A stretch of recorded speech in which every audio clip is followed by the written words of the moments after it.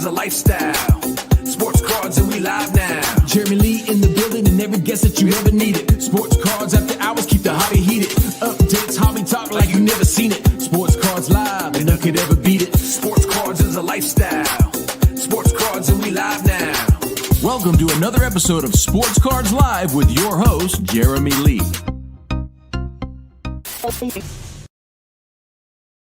Well, that is me, and we are back after a week off. I missed you guys. I hope you guys all had a great weekend last weekend, but welcome everybody to episode number 323 of Sports Cards Live for Saturday night, August the 8th, 2026. Yes, my name is still Jeremy Lee. Guys, I will be here tomorrow for the Fanatics Collect weekly auction ending watch party. Also streaming live to Fanatics Live Collect Originals, where we will be purchasing another card to give away on next Thursday. Leighton Sheldon will be joining us tonight, and if you would like to sell your vintage collection, reach out to Leighton. He offers competitive and transparent valuation and payment services. Would love to speak with you. You can email Leighton at leighton@justcollect.com. He's also involved in auctionwire.ai, and I can't wait to actually, a little bit later in the show, we're going to talk about some cards that, you know, I've picked up, David Chase has picked up, but how do we discover them? I want to share that with you guys a little later. I don't know, maybe that's a little bit of foreshadowing. Guys, Mint Inc. still delivering the ultimate hobby experience, live whatnot streams, grading, breaks, in-store shopping, worldwide shipping. You can use the code SCL5 at mintinc.ca for 5% off your first purchase. If you're ever in the greater Toronto area, visit one of their 2 stores. Check out mintinc.ca, guys. And the Front Row Card Show, they have their next show coming up next weekend in Las Vegas, August 15th and 16th, 600 tables. And then their big Pasadena show in Los Angeles, California is September 5th and 6th with a staggering 770 tables. Visit frontrowcardshow.com for more show dates and locations. Guys, grading. We talk a lot about grading, but you know it's expensive. It ties up your time, your money, your assets, but you can get it right with Mr. Minty, offering a full line of 100% substance-free. Substance-free. I see lots of videos these days with people showing how they're cleaning cards. There's always substances, but Mr. Minty offers 100% substance-free pre-grading supplies, grading preparation, evaluation services, concierge drop-off and pickup services with PSA and Beckett, all designed to help you collectors save time and money in that expensive process. You could have met Mr. Minty at the National. Maybe you did. I hope you did. But go to MrMinty.com. You can save 25% off products using promo code SCL25. And as he says, keep collecting, happy collecting, and keep it minty. Guys, CIA Auctions is live. The August auction is live. Bidding ends Sunday, August the 16th. You can visit collectorinvestorauctions.com to register and bid for their upcoming monthly auctions. And if you want to sell cards on eBay using Slab Sharks, reach out to me directly, Jeremy at slabsharks.com. I can help you get your cards sold over there. This episode, like others, are also brought to you by Upper Deck, the Sport Card Expo, Inferno Red Technologies, ComC, and Card Ladder. I was at a card show today. Everyone's using Card Ladder, like everybody. It's wow. Talk about them penetrating the market. Well done over to our friends at Card Ladder. We have an affiliate link in the video description below, and you can also listen to these episodes on Apple, Spotify, wherever you get your podcasts. Huge thank you, as always, to all of our loyal viewers and listeners. I appreciate you. The Sports Cards Live crew appreciates you. Thank you very much. Tonight, as always, your comments and your questions will mostly be in play, but let's get to it and let's bring out our panel, partial panel for the evening. Let's bring out Mr. Joe Perreault. What's up, buddy? Look at you. How are you? I'm doing well, Jay Lee. How are you doing this Saturday night? I'm doing well. Look at you. I love it. Joe Perreault is sporting the Card Ladder hat, and that is a Just Collect t-shirt that you got at Leighton's Just Collect booth. Looking good. I have the same shirt. The joy of collecting. Joe, you're looking good tonight. You're looking extra good tonight. Well, I came up with a lot of swag, and it was tough not putting on some of the new Sports Cards Live swag that you outfitted us with. But I figure, we can roll that out in time. Card Ladder was such a gracious presence in the whole national, and I definitely wanted to represent them. And then this Bob Ross. This is one of the best shirts, one of the best freebies I've ever got. It's artistic, it's comfortable, cool layout, and Leighton Shelton, Yeah. I can't wait to put mine on and feel how nice it feels on against my skin. All right, Joe, we have tonight. We're gonna call him Rodeo Joe because he's just looking good tonight. But let's bring out our other starting panelist, none other than out of California. I don't even know what city where does he live in California, Joe? Los Angeles. Out of Los Angeles, California. Please welcome Mr. David Chase. Hello, gentlemen. How you guys doing? Hello, buddy. How are you? Good. Good to see you both. It's been a week. It's great to see you. Actually, we were together a week ago today. You left Sunday morning, didn't you, David? Yeah, you left Sunday morning. Joe and I, we actually rode to the airport together in the shuttle. It was great. Got to fly out around the same time. What a great weekend that was. Couple of quick updates, though, from the national guys. First of all, as many of you know, we did the Enter the Inferno production on the Mike Burkus Memorial Stage upstairs of the National. And, all week long at the show, I was just hoping it was going to go well. I wasn't really nervous, but I was a little anxious. Like, is it going to go well? And it did. I was very pleased about that. But my biggest concern was, am I going to sleep through the rehearsal in the morning? Because I slept through breakfast the day before. So did not do that. That went really well. I just want to thank everybody who came out and sat in the audience and watched the show. That was great to see so many friends in the audience. And of course, to the candidates who made it to the final stage, and made it onto the stage. They all did great. So I wanted to thank all of them as well. And just a great show. We did a couple things. Tonight, the Frankenwagner on Love of the Game auctions is ending tonight. And we are going to keep tabs on that throughout the evening, everybody. So stick around for that for sure, because it's going to be fun to watch and see what happens with that. But we're also going to be checking out an Instagram reel that has a bit of tie into some discussion that we're going to have tonight. And then I got my first ever issue of Midlife Card Collecting Stories by Greg Miller. Some people know Greg Miller in the hobby, and we did a book swap, which is not something a lot of people can do. You have to write a book to be able to do a book swap. So it was kind of cool to do the book swap with Greg. You can see I've dog-eared. I'm dog-eared on page, I think, 50. So I've already read the first 50 pages, and highly enjoyable. I got to tell you, though, reading a book that is sort of autobiographical is so much more real when you actually know the person who wrote it, and you can picture their faces, picture their father's face, and hear it in their voice. It was just a pleasure to read. So if you haven't yet picked up your copy of Midlife Card Collecting Stories, Greg's book, you can find it on Amazon. Just search for it, Midlife Card Collecting Stories. I'm, again, really enjoying the first parts of it so far. Fellas, I don't know. Oh, and then, of course, I wanted to just... we did the Hangover. We did the Hangover on Wednesday. Ruffled a few feathers. Maybe, David. I think you irked a few people, David Chase. What do you have to say for yourself? I was the only one they liked on that episode.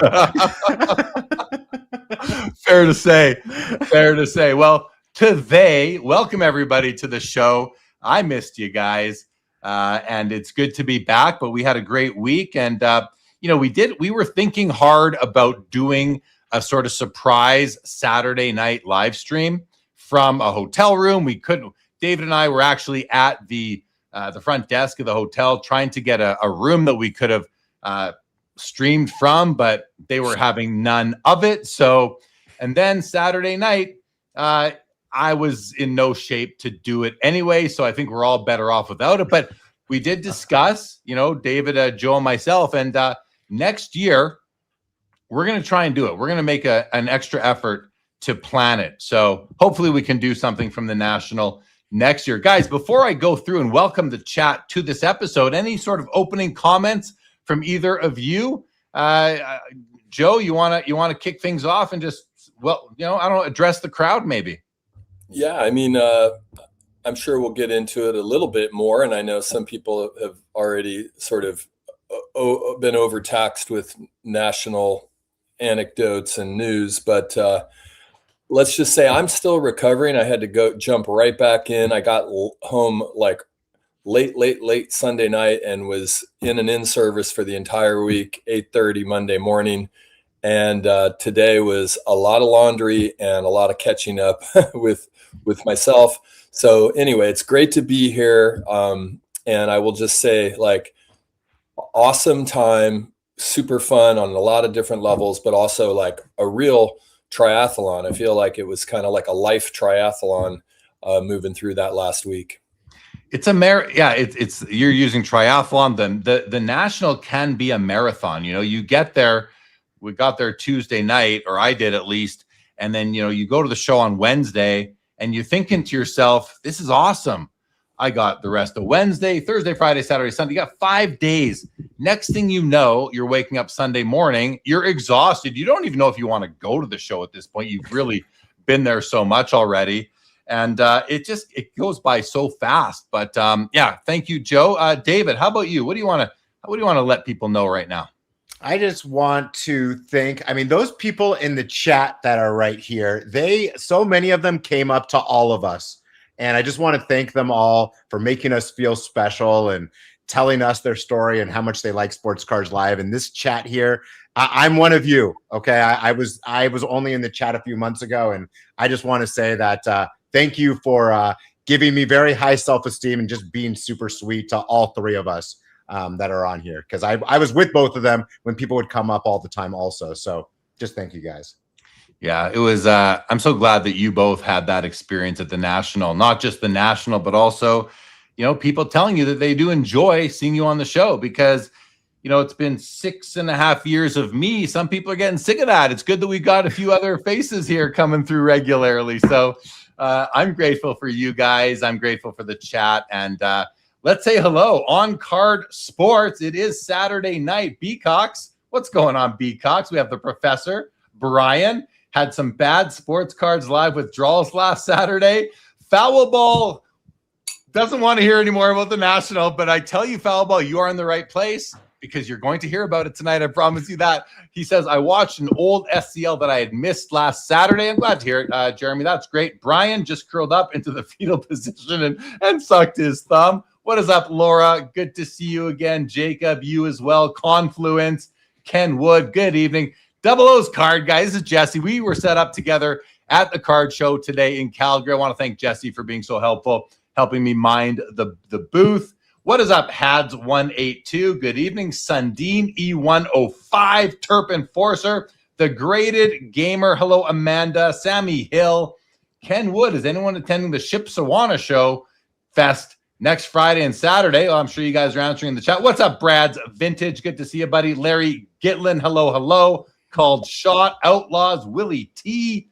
Everyone is here. Foul Ball is restoring his daughter's 65 Beetle while listening. Hey, that's perfect. What's up, Astro 45s? Welcome to the show. The real Mike Petty is in the house. We got Rob Star with us.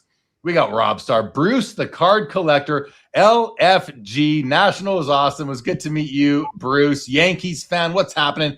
Jake at Wax Pack Wisdom. Jake, just a pleasure. Rage is in the building, everybody. Quick announcement. Rage is in the building. Mid-Atlantic Card Show is in the building. Ryan, he's got a card show coming up, everybody. There we are. There it is. August 29th, everybody. August 29th, Silver Spring Civic Center, Maryland. Mid-Atlantic Card Show. What's up, Ryan? David Cooey is back with us. Got our package out. Thank you, David. Excited to receive it. Bobby Baseball. What's up, Bobby? Good to see you. 5 Cent Wax. Good to see you as well. Wax Pack Wisdom, Rage. We got Steve Splenda wants to live on a beach like Joe. What's up, Mookie Chilson? He says, Rodeo Joe, looking fly. What about you, David? What do you think about how good Joe looks right now? David Chase. I think he looks great. I'm a little offended that you went off about how he's so great looking, and then you're just like, hi, David, and then you don't say anything. So I'm taking offense to that. But I mean, Joe does look really good, so I do admit it. Well, here's the thing, David. You came at us a couple of weeks ago with this fancy new highfalutin haircut, and I think you got a good compliment out of me for that. I was a little taken aback, a little surprised. But, you know, Joe's usually in the flannel. He's chill. Joe's looking pro. I got to, look at others pulling out the glasses now. Hey, Amanda was happy to see Joe at the show. Big Joe with the early shift. What's up, Mike Petty? Oh, SC Foulball's got a Sports Cars Live coffee cup. I forgot we used to sell those somewhere. Hey, Mookie Chilson with the first reference says Rodeo Joe's fit is not butt ugh in any way at all. Not at all. Hello, Orlando. Good to see you. Patriot Sports Cards. Jeff will be joining us shortly on the show. Pastor Greg, Desert, Shield, Sniper, Wax Pack, Wisdom, Hobby Titans, Confluence. Petty, you calling David Pinky due to his color? We'll stay out of that one. What's up, Steve at Fresh Prince? Good to see you, buddy. It was great seeing you. Eve Chase in the house. David, would you like to welcome your wife to the chat? Hi, Dylan. Good to see you guys. Hello, Eve and Dylan. Hello, Rob, Cash, Cards. I love when they say hi to David, but not the rest of us. That's the best. Please, the more David Chase fans, the better. Absolutely. Oh, the professor says Joe made a nice cameo appearance on a Michael Ham YouTube post. Very, very cool. Good to hear. Mid-Atlantic Ask, was Enter the Inferno recorded? It was. I have the video. It's in a Google Drive. I'm going to get it. I'm going to upload it this week to Sports Cards Live. Everybody, what is up, Bruce, the card collector? Ken Fickle, good evening. Chad Shipper, always great seeing you, buddy. Let's go, George. LGJ, I hung out a lot with LGJ at the card show. What a great guy. Great to have you back in the chat. Orlando says, come on, Jay Lee. Some people know Greg Miller. Everybody knows him. I know. Hey, I don't want to be too presumptuous, Orlando, but I hear you. I hear you, buddy. Who's playing Greg in Midlife, the movie? When is that movie coming out? Absolutely. Mike Ham. It was good to see Mike Ham. Always is. Brad says, Jay Lee believes no occasion warrants a tuxedo. I really don't. I'm not much of a tuxedo guy. Confluence, Mookie, Chase Utley. Strong Cards. Listen to that episode again today. Hilarious. Glad you enjoyed it. What's up, Canucks fan 77 JZ? Ray, I know we're going for a while. We got lots of people here, guys. We're almost done. Bruce, the collector, I heard Hyatt is already sold out in 2027. Jeff McMahon, hello to you. Mike Petty says the Wagner is stuck at 1.3 million after the first of 125 countdowns until 4 a.m. It might end at 1 a.m. is when it can end, I believe, Eastern. 1 a.m. Eastern is when that can end. So right kind of when this show usually ends, the 3-hour mark. But I think if it gets a bid in extended, it might go longer. So we'll see how she goes, everybody. We will see how she goes. All right. Let's see. The National is a true test of endurance, says Jeff Hart. The collection firm says Shine 150 is an FBI documented cooperator with a $2 million tax lien and likely working to set up people at the IRS. Then Golden Auctions thank me later. Whoa. Big news right there. Brad, I break it, rip every year with a ball game. Oh, he breaks up the National every year with going to a ball game. Yeah, probably not a bad move. I know some people did that. Not for me, but I get it. Yeah, David is wise to glaze the chat. What's up, Jake at 90s B-Ball? Oh, man, there's just too many of you guys, but that's that. Hey, there's man. Mo was with me at the show today as well. Ron Big at JMF. What's going on? Graded Gamer Rock says the collection firm. Indeed. All right, I just got to get to the bottom of these comments. You guys are awesome. Piper Mac, YK. What's going on? Jeff Wills says, please no overpriced discussions tonight. The National King of Overpriced Anything. I don't know. I did okay. I don't know. David, you did okay. Joe did great. Guys, we bought cards. And I don't know if we really overpaid. I don't feel like I overpaid on anything. So good to see you, LGJ, as always. Steve Splenda, pause the entire show. He needs to run. Michael Rader, hello. Steve Wilhelm, Great meeting you as well. Steve Wilhelm was on the stage. He was one of our candidates on Enter the Inferno. He did great. And Collection says, I love you, Jay Lee. Every other content creator would have been scared. People would have been scared peoples to read that live. I don't know. I don't understand. Oh, scared poopless. Gotcha. All right. We did it. Oh, and Jeff says there's always deals at the National. There really is.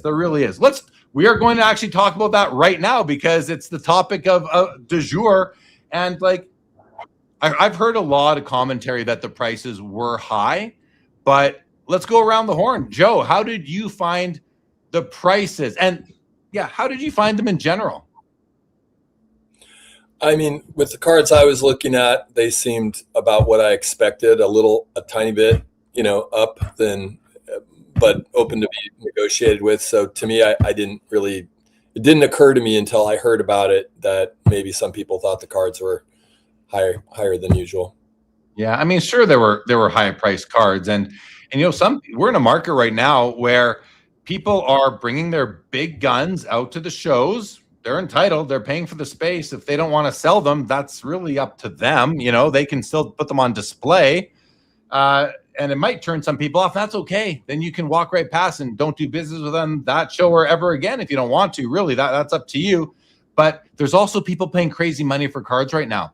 And if someone comes and is willing to pay your not for sale price, I think that's why a lot of people have these cards out. I came across one just locally today, a PSA 1 Maurice Richard card, rookie card from 1951 Parkhurst. And the guy even said, he goes, I don't really want to sell it, but to sell it, I got to get my dollar. I said, that's fair. I'm okay with that. But I'm not going to stand there and, salivate over these cards. I'm going to go find cards I can buy that I want to buy. And I was able to buy several cards for prices I was willing to pay. I don't feel like I broke any world records at the National at all. So, but it's no different than any other show. I don't think it's different than any other show. So, David, what's your take? I agree. I don't think it's in this market. Prices are high, right? And a lot of times if you're finding a very nice card, it's going to go for very close to highest comp or maybe even a little bit over comp. But I don't think it was like extreme. The only reason why it seems maybe a little extreme is that you see a lot of big cards here compared to your local show, right? So there's a lot more cards that are a few $1,000s than the local show that the cards are maybe $100 and maybe you see one Gowdy Ruth. Well, here you're going to see 50 Gowdy Ruths or 100 Gowdy Ruths. So all of the prices look like they're high, but I don't know if they're that crazy high compared to comps for the look of the cards. They were what we all expect, which is not extravagant, just high, but everything's high right now. It's true. Most things are high right now. I mean, we're getting some comments here. Jake says that he bought quite a few cards, didn't overpay for a single one, but there were plenty that were priced too high. It was a good mix. It wasn't a surprising mix to me. I don't know why people are so surprised. I really don't know. Well, maybe there were a few more than usual because of the market that we are in. People don't want to let their cards go for the last comp. They want to let them go for the next comp because if that's a public comp, which there are no public comps at card shows. If the next public comp is like, well, then they're going to feel that they sold it too low. So they're trying to set the new comp, even though it's not a public one. I understand that mindset. I'm glad I'm not a seller there having to do that, I suppose, but maybe I'll have to be in the fall at a different show. We'll have to see. YK says, I was able to get some cards under comps. You got to come in with a positive mindset. The positive mindset comment is extremely important, what he's saying. This is really key because when you approach a vendor, and if you approach the vendor with the attitude where they can tell that you are like upset that their prices are too high, they're probably not going to be very interested to work with you. But if you go in understanding why their prices might be, even asking them, how did you price this? Why is, I noticed the most recent comp was $100. You're at 130. What's your mindset around that?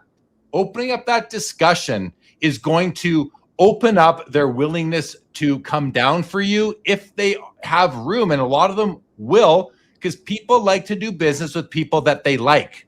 It's really, that's how life works, guys. If you like somebody, you're more willing to do business with them. And if you can have someone get to like you because of how you approach their booth, I think you're going to find yourself in a much better position as far as landing on a price or settling on a price that you are more happy with than paying 30% over the last comp. But also, I say this all the time. If we only ever paid comps, the values would never move. Prices are going up for the last year or so. It's like, just because you're not willing to pay more than the most recent comp doesn't mean other people aren't. And dealers know that. And that's why they're doing it as well, because they know there are buyers out there willing to sell for more than the last comp. It's just the way it's not. This isn't new. David, you wanted to jump in. Yeah, I want to give also like a little special, like a tip for when you're trying to negotiate with these dealers. You know, the ones that you've never seen before. I'm telling you, 95% of people walk up and say, how much is that card? Or do you have room on that card? And that's the first thing that they say to the dealer. And I just think it's very easy to ease into it by literally just giving an easy compliment by just being like, wow, you have amazing stuff here. Thank you. Guys, like, it seems like all of your stuff are like goats of all that. This must have you been collecting for the National? Do a tiny bit of small talk first and then start going into it. It's going to make wonders than you just being a person that's asking for a number. Make yourself be a person to them instead of just a unit to them. Well said. Well said. Joe, just put your hand up if you want to jump in with any thoughts on these comments. I'm going to keep going here. Canucks fan says yesterday's price is not today's price. Yep. Basically, Orlando said overall there were deals to be found. I found that to be the case. Jake here says, I was very happy with what I paid for all my pickups at the show. Was not disappointed in the least. I know we're seeing this side of it here. Jeff's Card Journey said, I got a great deal on a centered 65 tops. Joe Namath, congrats. That's a beautiful card. Gold Hour says the National is a ripoff. He goes on to say, rude dealers and overpriced cards, better ways to spend money than dealing with rude dealers. I don't know you, Gold Hour, but I got to wonder if you're the one with a bad attitude going up to people and coming off with that energy, because I didn't come across any rude dealers, not a one. I didn't come across one rude dealer, and I covered probably 90% of the show floor. Not one rude dealer, but I'm also not going up to them with this angst towards them or jealousy of their table, of their cards, or, you know, criticism towards the way they price or, although I don't like it when they don't price their cards, but I'm not sitting there criticizing them to their faces. I'm just, okay, I'm going to spend less time because I don't want to waste my time having to wait for you to comp out your cards so you can give me a price on them. So I think I might say more about you, Gold Hour, than it says about some of the vendors, but again, I don't know you, so I could be way off. Josh, 90s Auctions, had a great, Josh, always good seeing you, buddy. Steve says, enjoyed my first National, no real card targets, but ended up finding some good ones. Looking forward to next year. Absolutely. Desert Shield Sniper here says, the sticker price is just a conversation starter. So people are willing to pay that is relevant. I still value my Al Bundy Pro Set card at 100K, but if you have to see an offer, absolutely. So, I mean, listen, what does Mike Ham says? Says, did any of you actually get confirmation that the PSA 10 mantle went down to the National? I heard something about that, but I didn't even know which card it was, Mike Ham. So no, I know nothing about that. But I think it was it Darren Ravel tweeted today or late last night that word is that a high-end mantle recently changed hands. I bet Cage knows about it. He says, talking to the host of this show, in person was the highlight of the National for me. I will never read that word the way it's spelled there. In the show, in person was the highlight of the National for Cage. Yeah, Cage had a great time at this show. Absolutely. Jeff Will says, I won't win the argument, but the 10 cards on my list were hard to find, and then 50% over sticker. I left with, you can't, that's not an argument that you're going to not win, Jeff Wills. That was your experience. I mean, but how much, you were there for 2 hours. So yeah, you couldn't have seen much. You just couldn't have seen much of the show in 2 hours. So that might be part of the problem. You just didn't give yourself a fair chance, Jeff, is what I think. 2 hours is not enough. Jake says, yeah, the small talk is so important. Hi, how has the show been for you? Opens up a lot of potential conversations. Absolutely, Jake. Absolutely. Tony, I was in the same building as Jay Lee. That was enough for me. Okay, Tony, good to see you, buddy. Appreciate that very much. LGJ says, Jay Lee can barely walk 5 feet before he knows someone. Well, yeah, and me and LGJ did walk around the show together quite a bit. That was such a great time. All right. Yeah. Oh, look at this. Mookie Chilson and Josh are getting to know each other here in the chat. Oh, here's a tale from Jeff. Says, one guy whined. He spent $30K for the trip. I told him everyone has a sob story and laughed at him. Yeah. I mean, yeah. Okay. Sounds like a lovely interaction you had there, Jeff. Absolutely. Robert Love asking, how did you get to that price based on recent comps? Did not go well to 3-dealer. I asked, well, the national. Yeah, there are some guys there that don't want to hear about comps. You know why? Because they feel like the next comp is going to be higher. So they feel like people are trying to trap them, I think. But, that's unfortunate that you had that experience. And listen, there are some vendors that are not in good moods at this show. But I think that's the case at most shows. So thank you, Hodges. Gave the video a like. Oh, Cage confirms there's a PSA 10 Mickey Mantle that's changed hands.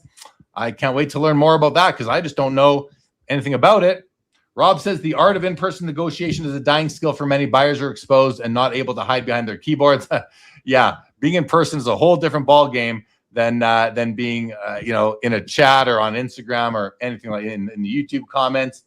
Flint Hall here says people need to stop selling and giving their cards away for 60 to 80% to influencers. It's an interesting comment. I don't know about that. Like, I think a lot of people want to get on the videos too, especially like Kyle, King of the Cards. He is the biggest influencer in the whole hobby. There's nobody bigger than Kyle as far as sheer numbers goes. Viewers, subscribers, views, all these things. And from what I see, he seems to pay that. I don't know. Actually, I don't know what he pays because I watch a few videos, but I'm not sitting there doing the math. But he's done some very nice things lately. Jeff questions 30K to go to Chicago. YK, what do you think about the grading being shut so early? This is their Super Bowl. They should have figured this out. I don't know. I mean, we've learned by now that the grading companies can't keep up at all. Joe, what do you think? I mean, all of a sudden, PSA, I think, had to shut down their end of show service on day 1 or early day 2. Beckett had to shut down grading. I heard they ran out of slabs. I listened to someone say that's the one thing that they needed were slabs, obviously. But I don't know. I mean, demand is so high. Beckett was lined up like crazy. So, Joe, what are your thoughts on that, if any? My thoughts are that it was predictable. And, the market speaks, they sold out. I think people save up and those lines were fast and furious and didn't surprise me. And, I'm not, it doesn't surprise me on either side. I mean, could they have done something to mitigate it? Maybe, but it is what it is. David, your thoughts on the grading? Because I know you were involved a little bit in card grading assessment. How did you find the experience? I didn't drop. I dropped off some cards to SGC. There was no line there, thankfully. But if I were wanting to submit to PSA right now, I just wouldn't. I would wait. I'd wait 6 months because unless you're trying to flip the card, I just think now's not the time to pay extra to be able to get your card graded unless you're trying to sell it.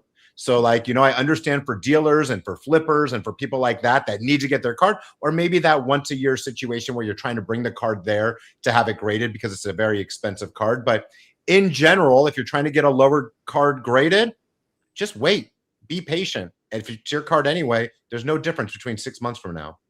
Joe? I submitted one card for grading. Beckett had a special, I think it was a 5-day special. So it wasn't on premises, but they said I'd get it next week. We'll see.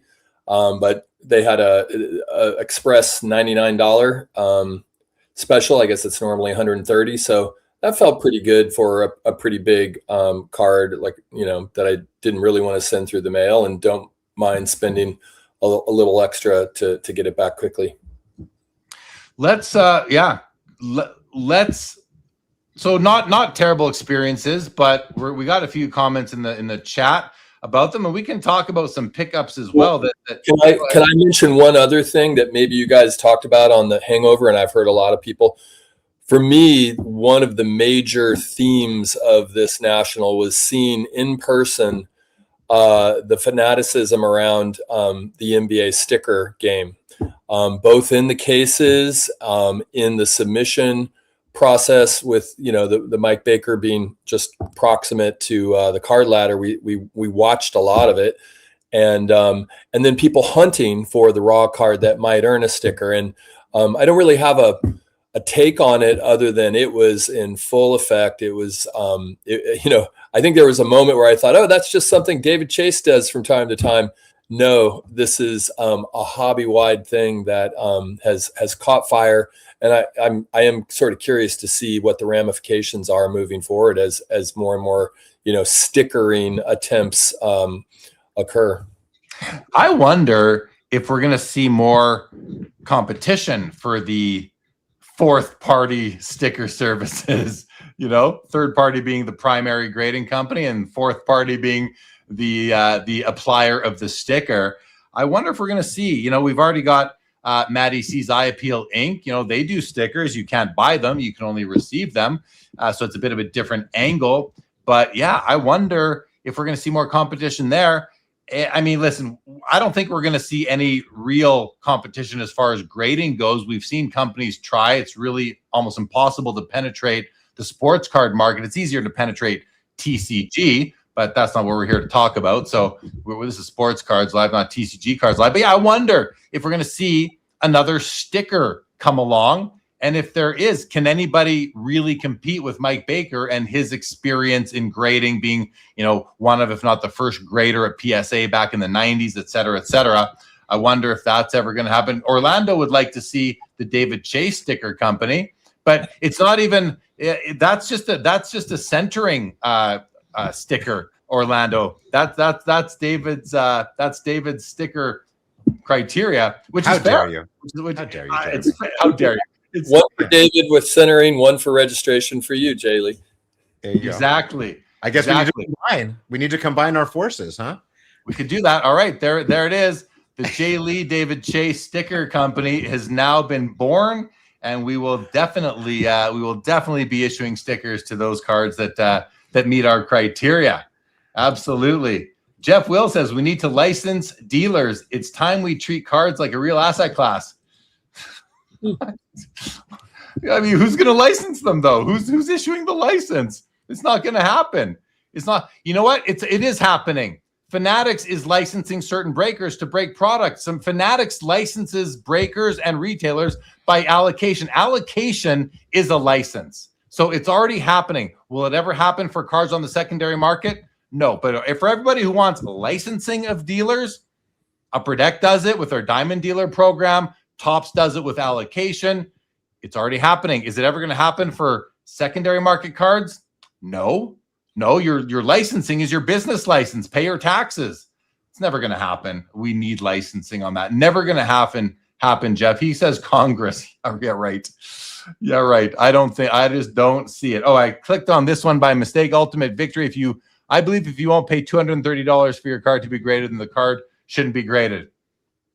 I mean, that's such a subjective sort of comment that I just completely disagree. Ultimate Victory. But listen, I think it's okay. A lot of people feel that way, that only certain cards should be graded. I think if you want to pay the grading fee, you can get any card you want graded. I know I'm in the minority on that, but that's fine. Guys, Leighton Sheldon has joined the back room. He's in the green room. We're going to bring him out. We're going to get his thoughts on all of these topics so far. Leighton, give me an old thumbs up. And welcome back to the show, everybody. Please say hello to Leighton Sheldon of Just Collect and Auction Wire. What's going on, David? How are you today, Joe? What's up, Jeremy? Hello. Good to see you, Leighton. Last time I saw you was in the airport. Yeah, man, that was actually kind of surreal, Joe. It took me, I think, like a day and a change to get home or something. I don't know what was going on. But other than the travel, the National's fantastic.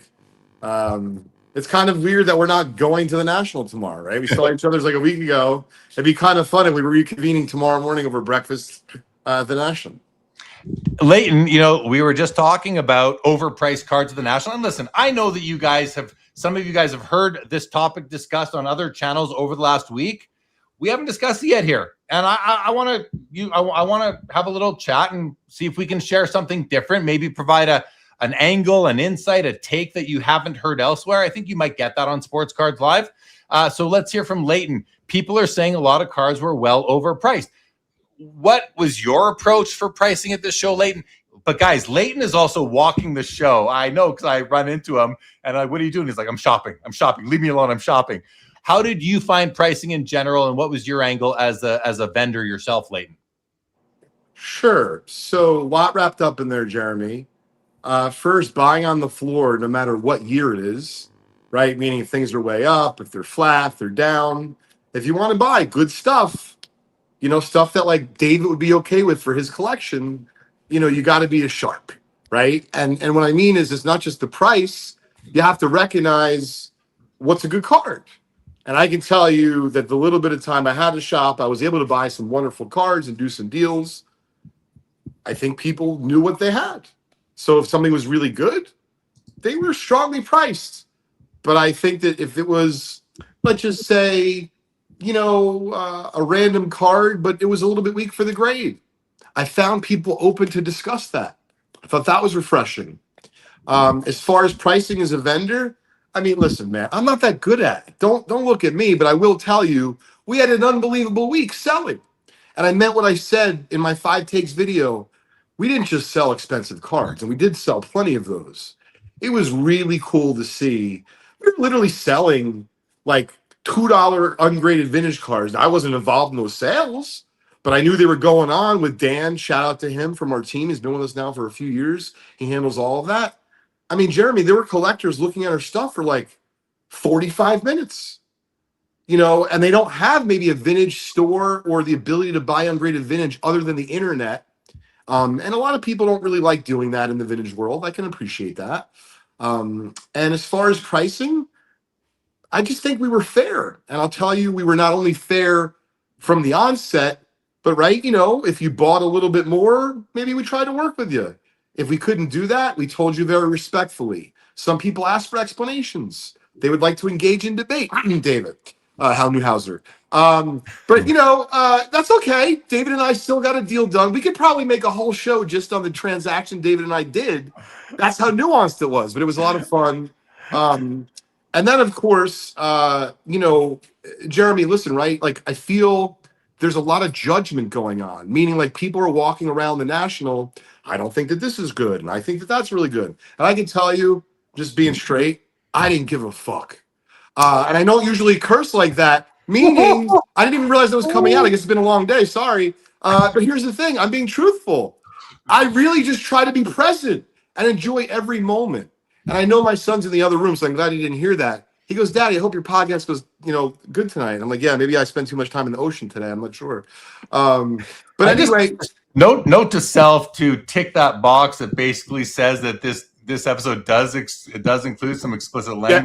Yeah, X that, Jeremy. Maybe we can just go wild the rest of the episode. You've thrown off my whole process. Sorry, Jeremy. I didn't mean to do that. But, we did hang out a little bit at midnight, a couple of us here in the rendezvous, and I was trying to continue those vibes. And the joking aside, what I'm trying to say is I really didn't get wrapped up in other people and other companies and what was going on with all the noise, because there was a lot of it. I just really try to do my damnedest to not only do a good job myself, be a good leader for my team, have fun. I mean, I did. I had a good time, doing a deal and chat with David. Joe and I didn't do a deal. We still had a good time. He almost scared the crap out of me at the airport. I thought he was stalking me. He's because I'm hanging out with my buddy Joe, another buddy Joe, and my buddy Joe's like, Leighton, I think this guy's talking to you. I'm like, no, I don't know anyone over here. And I look over and I'm like, oh my God, hey Joe. So it was a lot of fun. But to get back to your original questions, we tried to do our best with the pricing, but it's not perfect, meaning we walked home with inventory. But I can tell you, we sold a lot of it, from really, really good to just average to just some ungraded vintage and TCG, because we now have a growing Pokemon, business as part of Just Collect. I know this is not a TCG show, but you're asking about, the National. And I'm trying to give the best report I can. Well, appreciate that. Great angle. Great viewpoint, Leighton, I think.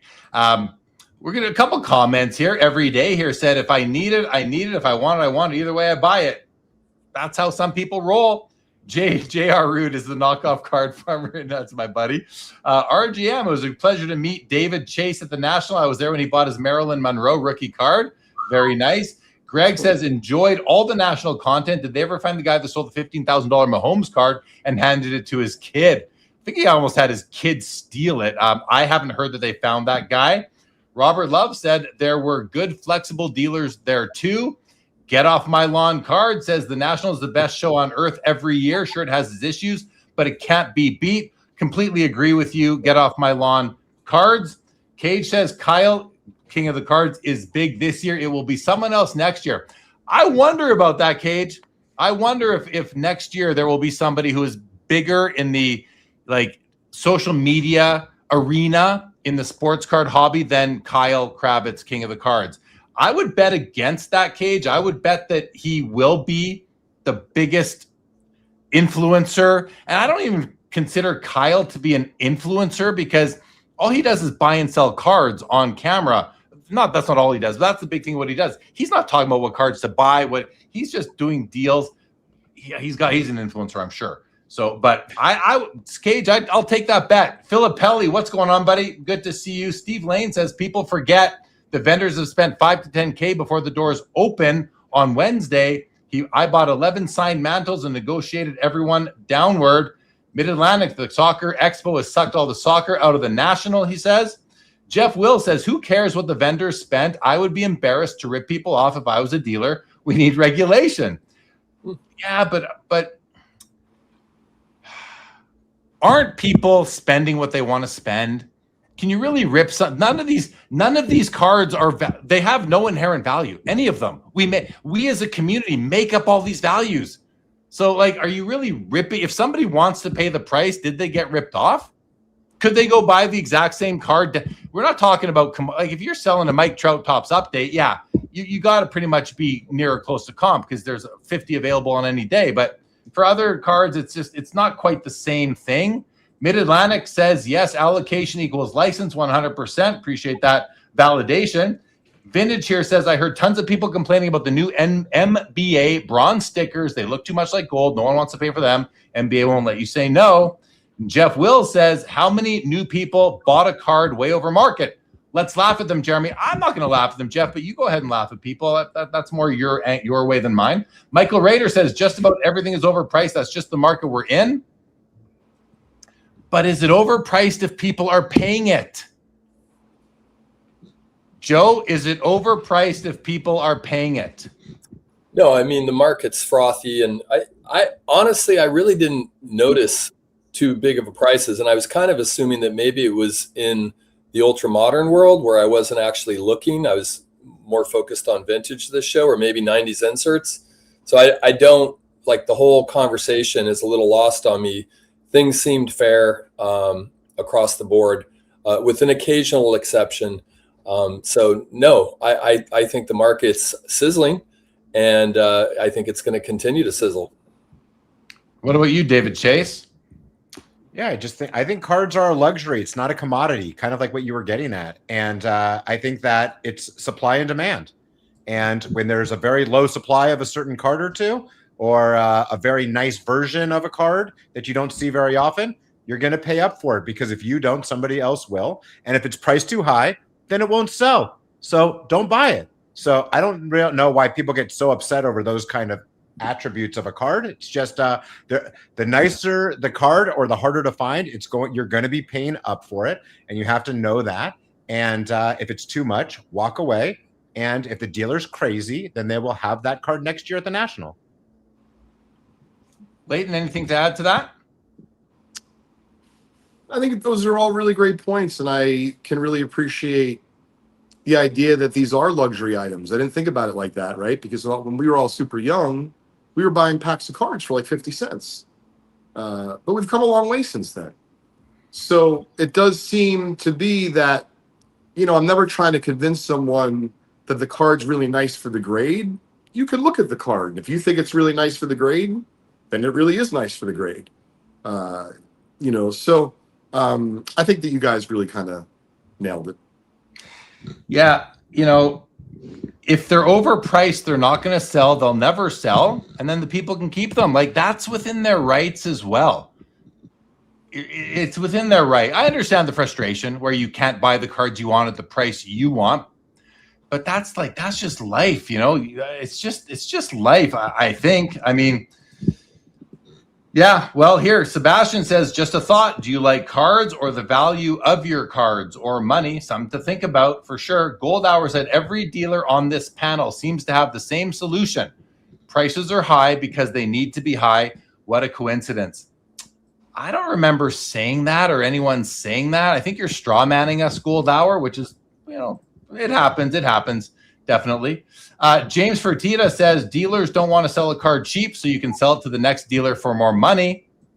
There's something to be said about that for sure. Orlando says Jay Lee needs to get Stephen Lane on the show. He wrote the book on Mantle. Stephen Lane says, Leighton, I saved $25,000 on cards today by using Auction Wire. Thanks to you and Mark. Guys, if you're not using Auction Wire yet, use it. And there is a referral link in the description below, SCL. Go join Auction Wire. You will get 60 free days instead of the 30 you get if you go by yourself. Go check it out. And Steve Lane did present me with the Mickey Mantle book at the National. Steve, it was very quick, but he was prepared. He came in he signed it for me. Even had a nice little signature there for me. I want to say thank you publicly to Steve Lane for the book, and I flipped through it already. It's beautiful. There is Steve himself. It's on my card book shelf, my card book bookshelf, my hobby bookshelf. Thank you so much, Steve Lane. And Orlando said overpriced vintage cards today are bargain prices in a few years. Yeah, I mean, that's the thing. This is not a standard market. This is not going to buy apples at the grocery store. It just isn't. These are not commodities unless some of them are. But for the most part, overpriced cards are not commodity cards. Commodity cards are priced fairly, generally speaking, in my mind, right? I mean, they just are. And commodity cards are usually the ones that are printed to the tens of thousands in modern and ultra modern. I don't even consider a Mantle 52 tops to be a commodity card because they're so different. Each one is so different. It's not a commodity card. But let's go around the panel. Let's talk about commodity cards for a second. Is a Ricky Henderson, 1980 tops Ricky Henderson, is that a commodity card? A 76 tops Walter Payton, are those commodity cards? Joe, I want to get people's thoughts on this. Are those commodity cards? Are those cards that you have to sell at comp? Joe. Joe's on mute. Each and every card is different. Like even a card that has thousands and thousands, I just think like there's such an individualized perspective. Like what slab did it get graded in? What era was the slab? What are the particularities? How are your tastes? So, yeah, I mean, I think in ultra modern, maybe there is, like Prism, whatever, your Blue Ice Prism out of 150 or something, you can start to get a little bit there. But anything like 80 and before, and or even like Griffey and back, I just have a hard time thinking of a commodity card. But Griffey Upper Deck's definitely a commodity card, right? Like that one. Or can we all nod in agreement? Leighton, would you agree? Griffey 89 Griffey Upper. I just don't want to hijack the conversation, but even that card I just know so well. There's cards that are graded PSA 10 of the 89 Griffey that should not be. And whatever iteration of when it was graded is immaterial to me because I just look at the card. And I'm telling you that the hologram on the back has lots of problems. I'm not even talking about the centering, on the front of the card, and the corners, and the obvious things. But lots of people still don't think to check the hologram on the back. So, yes, to a certain extent, if you said to me you wanted to buy a near mint Ken Griffey Jr. card, i.e. $150 card, sure, Jeremy, I would tell you that's a fairly commoditized card. But if you said, Leighton, I've decided that even though the card's appreciated a lot in the last 6 months or last year, can you do me a favor? I'm going to run a couple PSA 10, 89 Upper Deck Ken Griffey Jr. rookies by you. And even a 9, they're really not all the same. They're very close, but they're not all the same. And as you go back just a decade to the Henderson and then a few years earlier to the Payton, I definitely side with Joe. I mean, these cards are very nuanced, and the more you spend, theoretically, you're supposed to get a better looking example. But the fun is, hey, I don't want to spend several $1,000s for a mint 9 Henderson, so I'm going to buy maybe a near mint or a near mint to mint Henderson and spend $500 or less. And I think that's kind of like the name of the game. That's what I did. I bought a PSA 7 copy in a PSA 7 holder that looks like a 9 for 170 Canadian dollars, which is like 120 or something. And I feel like a winner on that card. David Chase. I think they're commodities. But the one thing is that I agree with what Leighton and Joe were saying, where they're commodities because they sell so often. Okay. But at the same time, there are nice ones for the grade, but you can easily tell that if you look at comps the right way, and you can see that a nicely centered Ricky Henderson rookie in a 4 compared to one that's not, you will be able to easily see that in comps, but it is commoditized in that way. You just have to go off of the comp that has the centered version versus the one that's not. And I think that these cards that are selling literally daily in almost all grades, I think they're commodities, and that they're very easy. And if you're buying those over comps, then you're overpaying. That's the distinction here. And so when you're hearing people talking about the pricing of cards, whether at the national or anywhere, but this is a national recap episode for the most part. So when you're hearing that, it's important that you ask, what cards are you talking about? And if they say everything, no, you didn't see everything. Give me some examples where you focused in and you thought that card is overpriced. Because if you're talking about 89 Upper Deck Griffies in a PSA 9 or 10 holder, well, then if those are overpriced, then those dealers are, I don't know, though that's not good strategy. Unless, like, why put those out when you know that the next table has them for 20% less or whatever? That's kind of weird, but it's a lot different than we're talking about rare vintage that maybe is strong for the grade, strong eye appeal. You can't buy those at comps if you think you can, or maybe if you can, you're lucky, but you shouldn't be able to. And in many cases, you can't. People are catching on to eye appeal more than ever. And if they're rare 90s cards, rare inserts, serially numbered, even ultra modern. Listen, I'm not going to address ultra modern case hits because I don't understand that market very well. But if we're talking about rare cards from the mid 90s until the mid 20 teens, these are not cards that every booth has. So scarcity and rarity drives up pricing. And that's what's going on there. So again, when you hear someone say the prices were high at the national, on what? Specifically, no cop out, everything. No, not a good enough answer. Give me some examples. And listen, I want to hear it because I want to know what's going on. I'm curious. I'm not saying this as if there are none. Joe. So I had my eye on a 53 Topps maze, and there was one particular table, and we were all over there at one point together. I think you were looking at a Musial over there, Jay Lee, and this guy had like stickers on the majority of his cards, and they were super high-end examples, sticker or no sticker. Like you could tell this was, so he had a PSA 2 maze priced at $4,500, which is exorbitant. And yet I still liked it. Was it priced too high? I didn't really think of it as priced too high. I determined he would come down just a smidge, but I did determine eventually that I'd rather spend my money on something else. And there were so many opportunities at the national that's how I sorted through. Not so much something was overpriced, more like I'm just not ready to pay that much for an extremely nice copy of a 53 Topps that happens to be in a PSA 2 maze. Fair. Yeah. I mean, that's a thing too. You got to be comfortable with the card, the money, the technical grade, because eventually people might care more about that than eye appeal, although I don't think that's the case. But yeah, David Chase. Let's talk about like a non-commodity card, which is like what Leighton and I ended up doing our deal on, right? So I ended up finding, I've been looking for years for this 1948 Leaf Neuhauser card. I went through the national and literally there was 0 of them in the room, except in Leighton's case. He was the only one that had one. That card is probably sold like twice in the last year publicly. It just does not sell very often. And the great thing about talking to a dealer that gets it, like Leighton, is that you can have a two-way conversation about how to come up with prices in a card like that, right? Where it's give and take, right? The last one sold for this. It's never going to be in the same grade because they only sell a couple times a year in any grade, right? But like if a SGC 2 and then you have to look at a PSA 1.5 and then that sold 7 months ago and now there hasn't been one on the market, right? It's a give and take kind of situation with dealers. And some people would look at that card and say, oh my God, that's the highest price it's ever sold in that grade. Yeah, because the last time it sold was 3 years ago in that grade.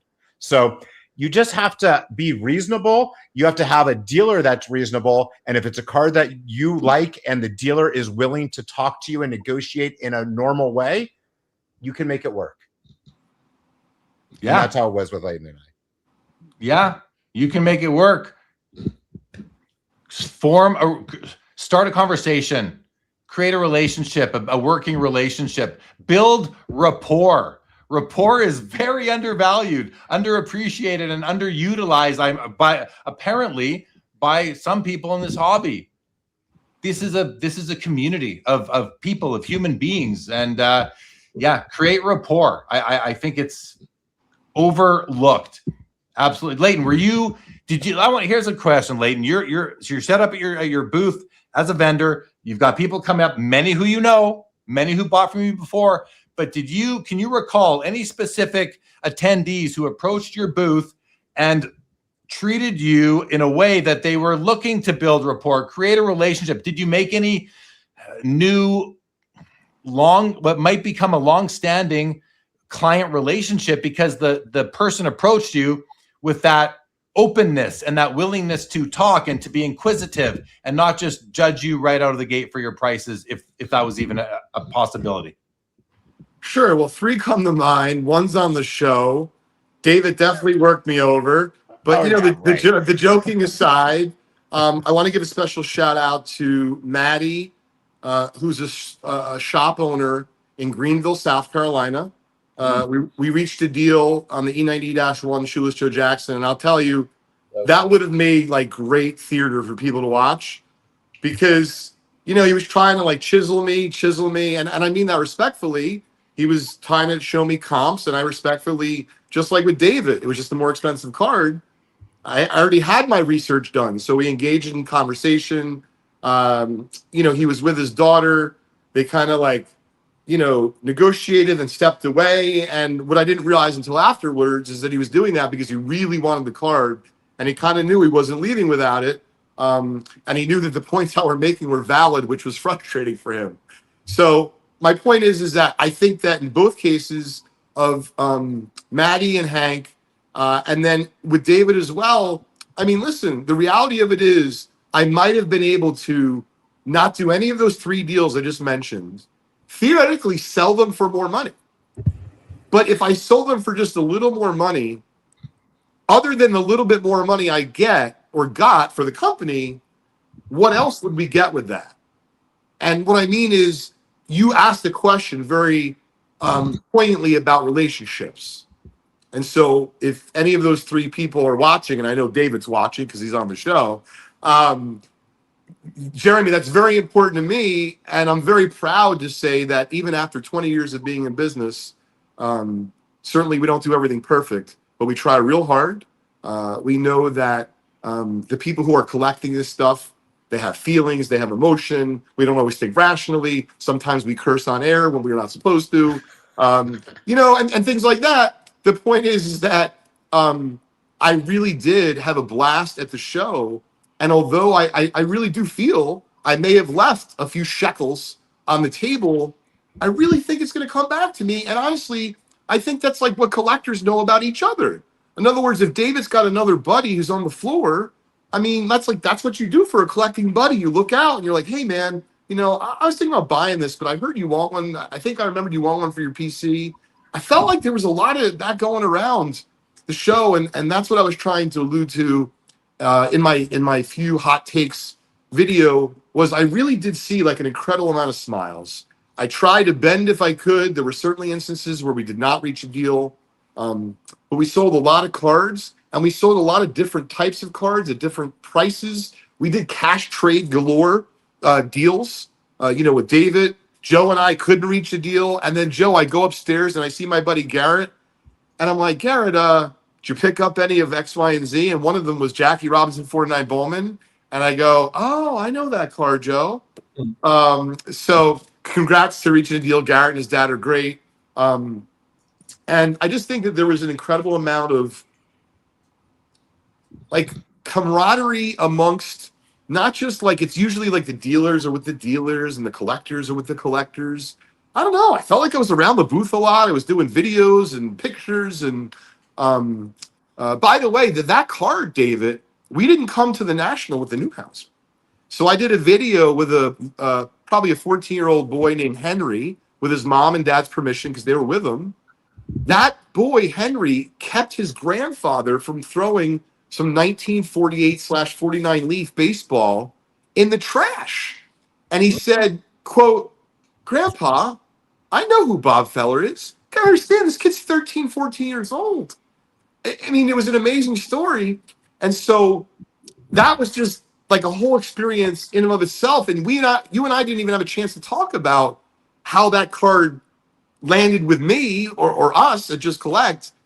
And so, I don't know, the fact that we just got it, David, you obviously were looking for that card hard. I would say, if you had told me you looked at the whole show and you didn't see any, I'd tell you, man, the price would have been pretty firm. No, joking aside, I knew that we would reach a deal if it was reasonable, and that's what it was. And I think, Jeremy, for the folks that wanted to reach deals, whether it be they were trying to buy a card from a dealer, sell a card to a dealer, feel like there was a lot of collector activity with other collectors, like at trade nights in the hall because it was super busy. Just feel like in general it was fantastic. And I think a lot of people left there happy, other than maybe the grading situation. Yeah, fair. Good to hear. Sounds like you had a great experience overall, Leighton, and people had a great experience coming to see you at your booth as well. So well done, but not surprised. That's why we have you on the show so much, because you're just a pleasure to interact with. And guys, I'm going to shout out Auction Wire one more time because so if anybody remembers 3-4 months ago, I think I announced on Sports Cards Live, made a huge announcement, guys. I've identified my new grail. I identified a new grail. By the way, hold on. Jeff Hart, I hope you've got my messages. We're going to bring you on at a quarter after when Leighton's done, so we're not too crisp. So I see you there, buddy, but we'll bring you on. So I made that announcement a couple months ago, 2-3 months ago, maybe. I said, guys, I've identified a new grail. I'm going to wait till I get one to share what it is. Well, it happened at the National. I found it at the National. I knew it was going to be there. I sort of had a prearranged deal, I guess you could say, or I knew that there would be one there. And I grabbed it. But in discovering this grail, I realized that this card comes from a set, but there's other cards in that set that I want to own too, like 2 others. And one of them, I couldn't find a copy online anywhere. But what did I do, guys? I went to auctionwire.ai and I searched for the term. David's nodding because he was kind of along for the ride. I searched for the term and I found a card, happened to be through AuctionWire on the REA fixed price listing marketplace. Not their auctions, their fixed price marketplace listing. Found the card. It was priced fairly. I made an offer. Got rejected. I made another offer, which resulted in a counter offer being made to me, which I snap accepted because I wanted to grab this card, and I grabbed it. So Leighton, I just want to say thank you to AuctionWire for helping me find this card, because not only is this a card that I think is awesome, but it's a card that, and as I try to find it and reach for it here, it's right here in front of me. No, not in that pile. It's a variation that I didn't even know really existed.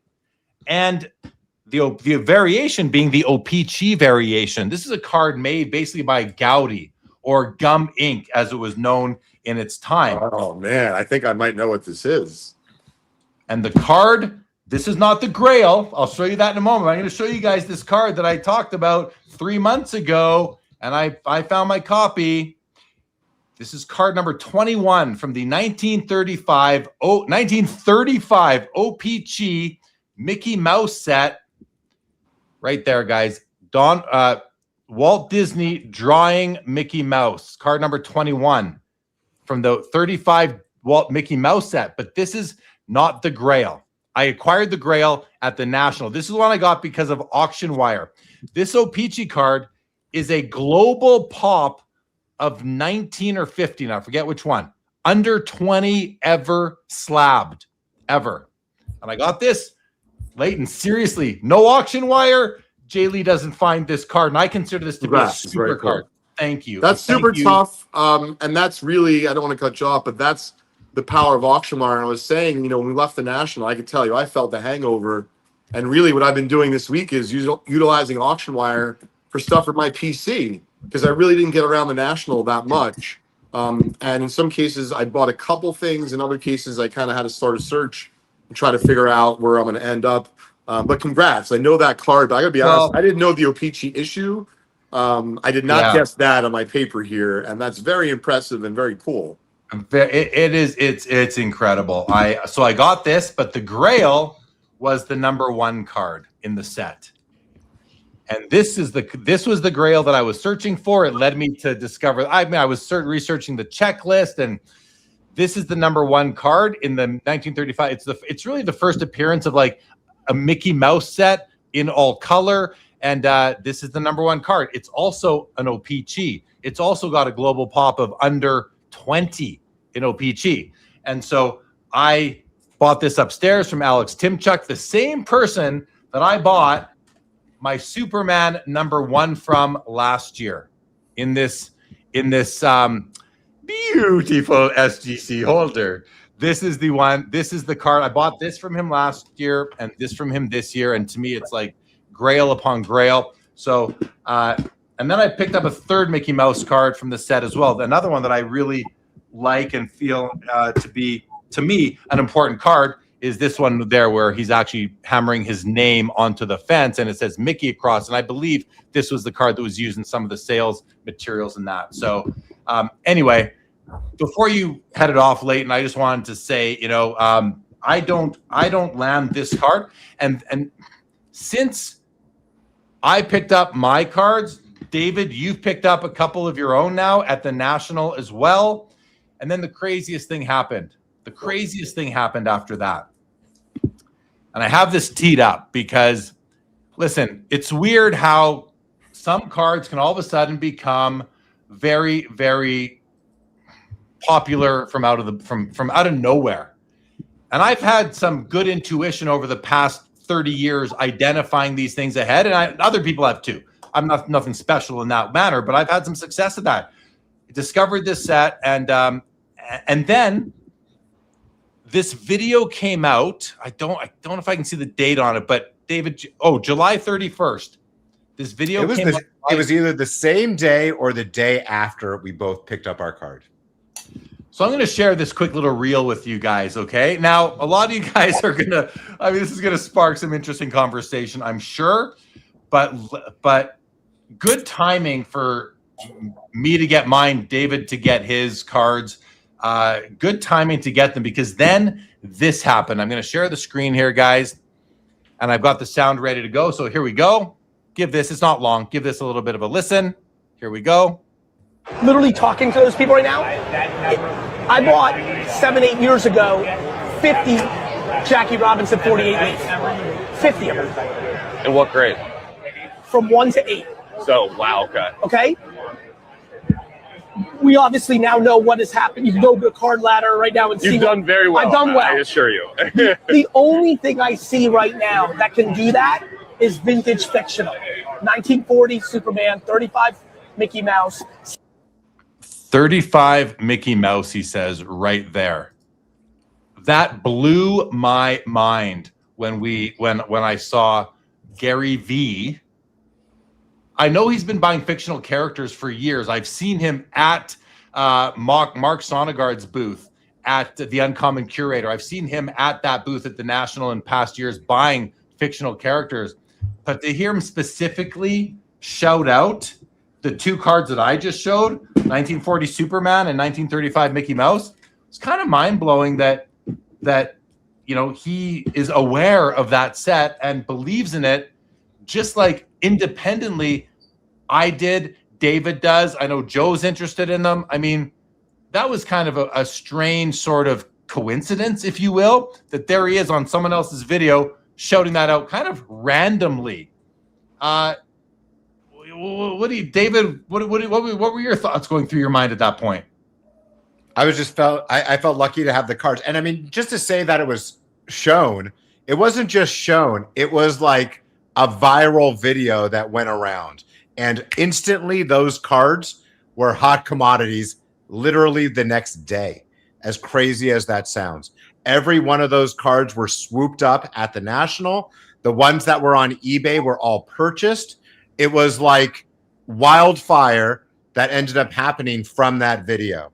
So like we were just like on the sidelines being like, oh my God, like we're lucky.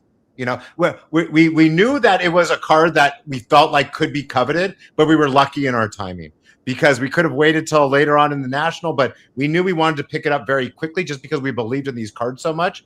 But oh my God, having a video like that come out. And then, by the way, the cards that the prices that we paid on eBay, then people started to put their only ones available for auction for buy it now. They got swept up for 3 times the price that we ended up paying. And then somebody put it up for 5 times higher. That got bought up too. So it was like, oh my, it was a fever. And now there aren't any up for auction of that number 1 anymore. And it was just a very surreal experience within 48 hours of us buying a card that we really wanted for months became a fever. Right within a very short period of time, right after we bought it. Just super lucky. If that video came out a week earlier, which it wouldn't have, that happened to the National, it would have been a completely different story. We wouldn't have been able to get them, I don't think, for the prices that we did. So yeah, just crazy how these things work out. But yeah, well, there we go. Hey, Jeremy, can I interrupt you for 1 second? So, David, can I blow your and Jeremy's minds? Yeah. I do feel like a little bit, I don't watch, like, what is he, Oz the Mentalist or something? I don't watch that stuff. But for whoever who's watching, this is not pre-planned. I know you can't see my counter, but I do have a bunch of cards on here. But it's not an infinite amount. But obviously, you can tell I was preparing for the National. And so I did have a pile of 35 Mickey Mouse cards that I did not bring to the National. And in that pile that I have here, there is one important card. It's not high grade. I wouldn't sell it, before slabbing it, but it's just so interesting how life kind of works sometimes in terms of timing. But if I'm not mistaken, is this not the number 1 card in the Mickey Mouse set? That's it, buddy. You got that. That is it. Yeah. And now, is that a type 1 or a type 2? You can tell. I couldn't tell you because it's missing about half the back. But on the bottom of the card, on the front, that's type 1. That's a type 1 because the answer is on the back of the card, not on the next card. Okay. They did make a change that. Yeah. So, that's incredible. Just listen.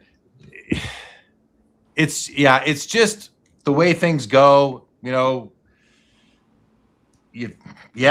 don't know. It's just a weird timing overall, but loving these. It's just incredible, this hobby, how you can continually discover new things and fall in love with them, become really passionate for them, and just be very excited. So yeah, that's it. All right, Leighton, appreciate you joining us, buddy. Anything you want to leave the panel with, the chat with before we switch out and bring on Jeff Hart? Just a couple quick things. Number 1, super grateful and thankful to meet as many people as I did at the National. I probably started my days at 5:30, prepping for the opening of our booth at 8. But we'd have breakfast together as a team before, and then we would work till I would work till midnight, sometimes just past. Do it again the next day for about 6 days in a row. But I wouldn't have it any other way. I'm trying to get Kraz to come next year for a few days. We're in negotiation now at the moment, so I'll keep everyone posted. But fast forward, I want to give a special shout out to the Ed Lucas Foundation. So I took part in a charity golf tournament this past Thursday in New Jersey. And, they help a variety of different types of folks, people with that are visually impaired, people with a variety of different disabilities. And of course, there's a panel of speakers. And I would just say it was a very moving day. And we all are very lucky to just freely move around and do what we want, whether it be it's collect or trade or buy or sell or just walk around the National. Sometimes it's maybe a little bit lost on us in terms of how easy it might just be to do the simple things in life. So I know for me, my cup is full. I spent the last 48 hours or 36 hours with my son doing ocean stuff, seeing some old friends today. And then tomorrow I'm going to see my family for my brother's birthday. And, this is a good time. So I'm just trying to make sure I stop and acknowledge it as opposed to just go, go, go, because I think that is really, really important. So thanks for having me on tonight, Jeremy. David, it was awesome to connect to the National. I'm glad we were able to get you a card you love. Joe, it was awesome to hang for a little bit. Hopefully I'm going to see you soon. And to everyone who's watching tonight, you guys are awesome. Gals are awesome as well. And I'm looking forward to whenever the next time I'm on with you, Jeremy, is. And I'm glad that you found an awesome card from Auction Wire. I'm hearing much more of that, but to hear Steve Lane, I believe he landed a really important, like 68 multi-signed, I don't know if it's a Super Source card with Mantle, but I'm really excited that it's helping a lot of people in the hobby from all walks of life. So if you haven't already, check out Auction Wire. Jeremy will tell you about the code, but I'll see everybody real soon. Thanks, Leighton. Take care, buddy. Take care. All right. Well, we are now. We got lots of comments I want to get to, but let's bring on Jeff Hart first. Jeff, give me a thumbs up if you're ready to go. Been waiting very patiently. Please, everybody, welcome our good friend, Mr. Patriot Sports Cards from the SCL chat, Jeff Hart. Buddy, welcome to the show. Good to see you. It's been a week. How are you? Great to see you, Jeremy, and Joe and David, and thanks for having me on. It's a pleasure. I'm still recovering myself as well, so a little bit of progress every day, but I think I'm almost there now. Yeah, no doubt. It does take some time to get back into things. Joe Perot, I feel like you're on longer than you were planning to be on already. We're already 80 minutes in. Did you need to go take a walk or anything? Oh, I think it was 8:30 that I was going to pop off for a bit, wasn't it? I don't know. I forget. Whatever you want. Pop off in a few, just enough time to say hi to Jeff and check in with how was your show, Jeff? Did you I don't want to overdub what Jay Lee's going to do, but did you have a good show? Yeah, it was great. I picked up a couple things, but for me, I think it's just the people that you're able to catch up with and see, whether it's for the first time ever or whether it's old friends. And, Joe, I know you hadn't been to Chicago, and so it was great to see you and glad we got to run into each other. But, for me, it's basically, trying to, hit up as many different aspects of the show, whether that's, during the day or whether that's the after hours, things going on, and just hoping to run into friends and, whether it's someone's planned, you set a time and try to meet up with someone, or it's just random, and you happen to just to, bump into somebody and it ends up just making your day or your night or whatever. And, for me, that kind of happened pretty much every day that I was there. And, I'd say you kind of go in to the National with, say, you have an idea of kind of the things you want to do and sort of a little bit of a script in mind, but pretty much by the first hour of the show, I feel like your script kind of goes out the window and you're just kind of winging it, hour by hour and day by day. And you know what? I wouldn't have it any other way. It was great. It was a great time. Good time. Thank you, Joe, for welcoming Jeff in so hospitably. Very, very nice, functioning as one of the co-hosts on the panel. I love it. Jeff, I forget, Jeff was supposed to come on with us, or we were planning to have him on the weekend of Fanatics Fest, but you were your travel just didn't work out, so we had to defer you to today. But you had a topic for that episode, and it's escaping me now what it was. Do you want to just introduce him? We can talk about that for a few minutes, and because I remember thinking it was an interesting topic. Do you remember what it was? Yeah, sure. I mean, I could introduce it, and we could either talk about it now, or it's maybe something that we could explore later in the show. But essentially, as this market has just exploded in many respects, right? I mean, you have most things are doing very well, right? And then some things are almost doing too well, Michael Jordan, Kobe Bryant, stuff like that. But there's also, what I started to notice was, there's some cards that seemingly have had like very little interest over an extended period of time. And then, kind of what happens is whether it's interest or whether it is, a very special copy of the card, or whether it's, many different factors. I would say kind of a card has its moment. And are we able to, as card collectors, identify those moments, potentially, sort of anticipate that happening? And, it's one of those things where it's literally $1 million question, because, I mean, if we knew the answer to those, we would all, have, multi-million, billion-dollar collections, but we don't. So, there's just a lot of factors at play, but I just thought it was a very interesting thing to explore as a panel and as a chat of how do we think about these things? Are there certain clues that we can pick up upon, of where you might have a card that is a special card in the hobby, but has really not done much price wise for 10 years, and then all of a sudden, out of nowhere, it'll double in price, and then sometimes even have a second jump, not too long after that. And, is there any correlations we can derive from those examples? And I'll just give one right now. I think David, would appreciate this one, is the Worldwide Gum Ruth, right? So, that it was one, it was just an absolute, was it an aberration, or was that a moment for that Ruth card, or was that a moment for Worldwide Gum? It doesn't have to be necessarily just the player. It could be the set. It could be, other types of factors, but, along those lines is kind of, was something I wanted to kind of bring to Sports Cards Live. Yeah, I remember the thumbnail for that episode. I had it as something like, why or when cards explode, sort of thing.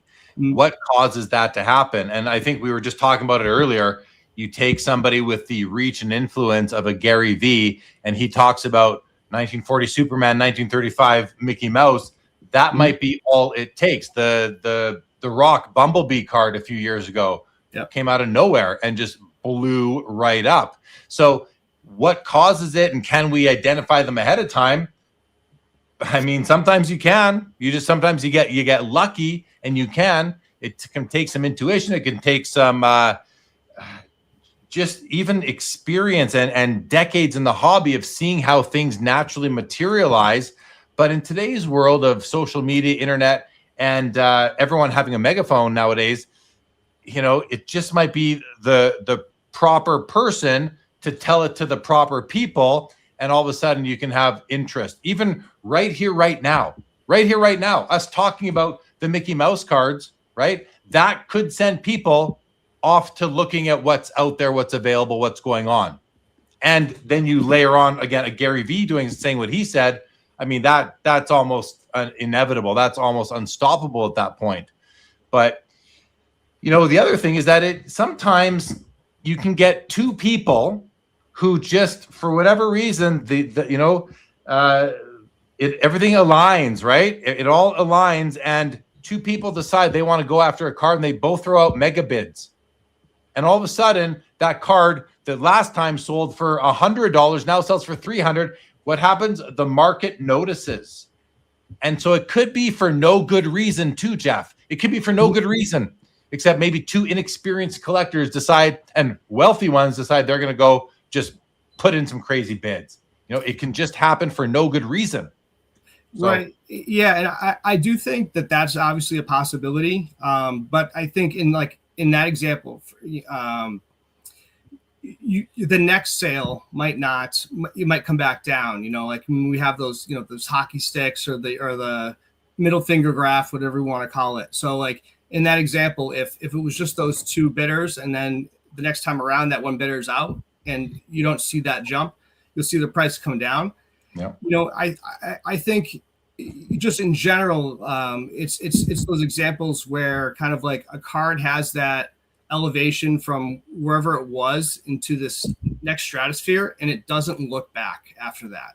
Yeah. So it doesn't really have that middle finger. It just sort of becomes something it was not before. All right. Joe, what do you think? I think this is where you were going to peace out for a bit, but what are your thoughts? Yeah, I mean, it's I think it's all like contextual, and sometimes it's just people noticing value in relation to other values. So, I mean, that's kind of how my sensibilities work. If I locate something where, I've been paying higher prices on, curries and higher prices on, Ruth's, suddenly like I might find something that go, wow, this for the name value and or the set, it just pops a little bit more. But that's my own process. I don't know if that's replicated throughout the hobby, but that's kind of how it works for me. Is I just notice something that seems, relatively speaking, like a real bargain. Yeah. David, your thoughts? I mean, this is my jam, talking about stuff like this. I love this. Actually, Greg Miller and I did a midlife card chase on the Sports Cards Clubhouse about this exact topic 2 weeks ago, about how do you find those kind of cards, right? And what you do. And I gamify the hobby, and I'm thinking about it all day long. And I'm trying to find those cards. I'm trying to figure out one step ahead, which is not easy to do, but you can sometimes figure it out, because there are some things that just don't really make sense. The same way that Jeremy's 35 Mickey Mouse cards, like, why are Mickey Mouse cards more expensive when he's the biggest icon in the world, right? Or why has the 51 Maze card lagged all the other big iconic cards in the industry? It wouldn't be crazy for that to see a jump. Or if Sandy Koufax dies, or if that 48 leaf Jackie that got me on this show, I told my wife, I think that this is going to revolutionize the way that people think about eye appeal, and it's going to make people think very differently about comps of cards. This specific card in general is going to change the industry. I really believe that at the time. And now you sometimes see these 48 leaf Jackies that are really nice that are going for crazy high prices compared to what the other grades are. So you can sometimes figure it out. Sometimes you can't, but that's the fun way to think in the hobby, is to try to find those lanes before the masses catch on. Jeff, before you respond to Joe, are you going to take off now? Yeah, I'm going to peace out. Great to see you, Jeff. Great discussion, guys. I'll be back probably in 45 or an hour. Sounds good, buddy. Good, thank you. Bye-bye. So I have another card that I'm going to share, because I picked one up just the other day that I think is underappreciated, less popular than I think it should be relative to another card or cards in its set. And I also recently heard someone talk about this. They never said what subject they were speaking of, but they did say that they think that another subject from this set was going to become very popular very quickly. I don't know who they were thinking, but I was like, I wonder if they're thinking what I'm thinking. So here's and I don't have it yet. I literally just bought it. But the card I'm talking about, I'm going to share it. I don't know.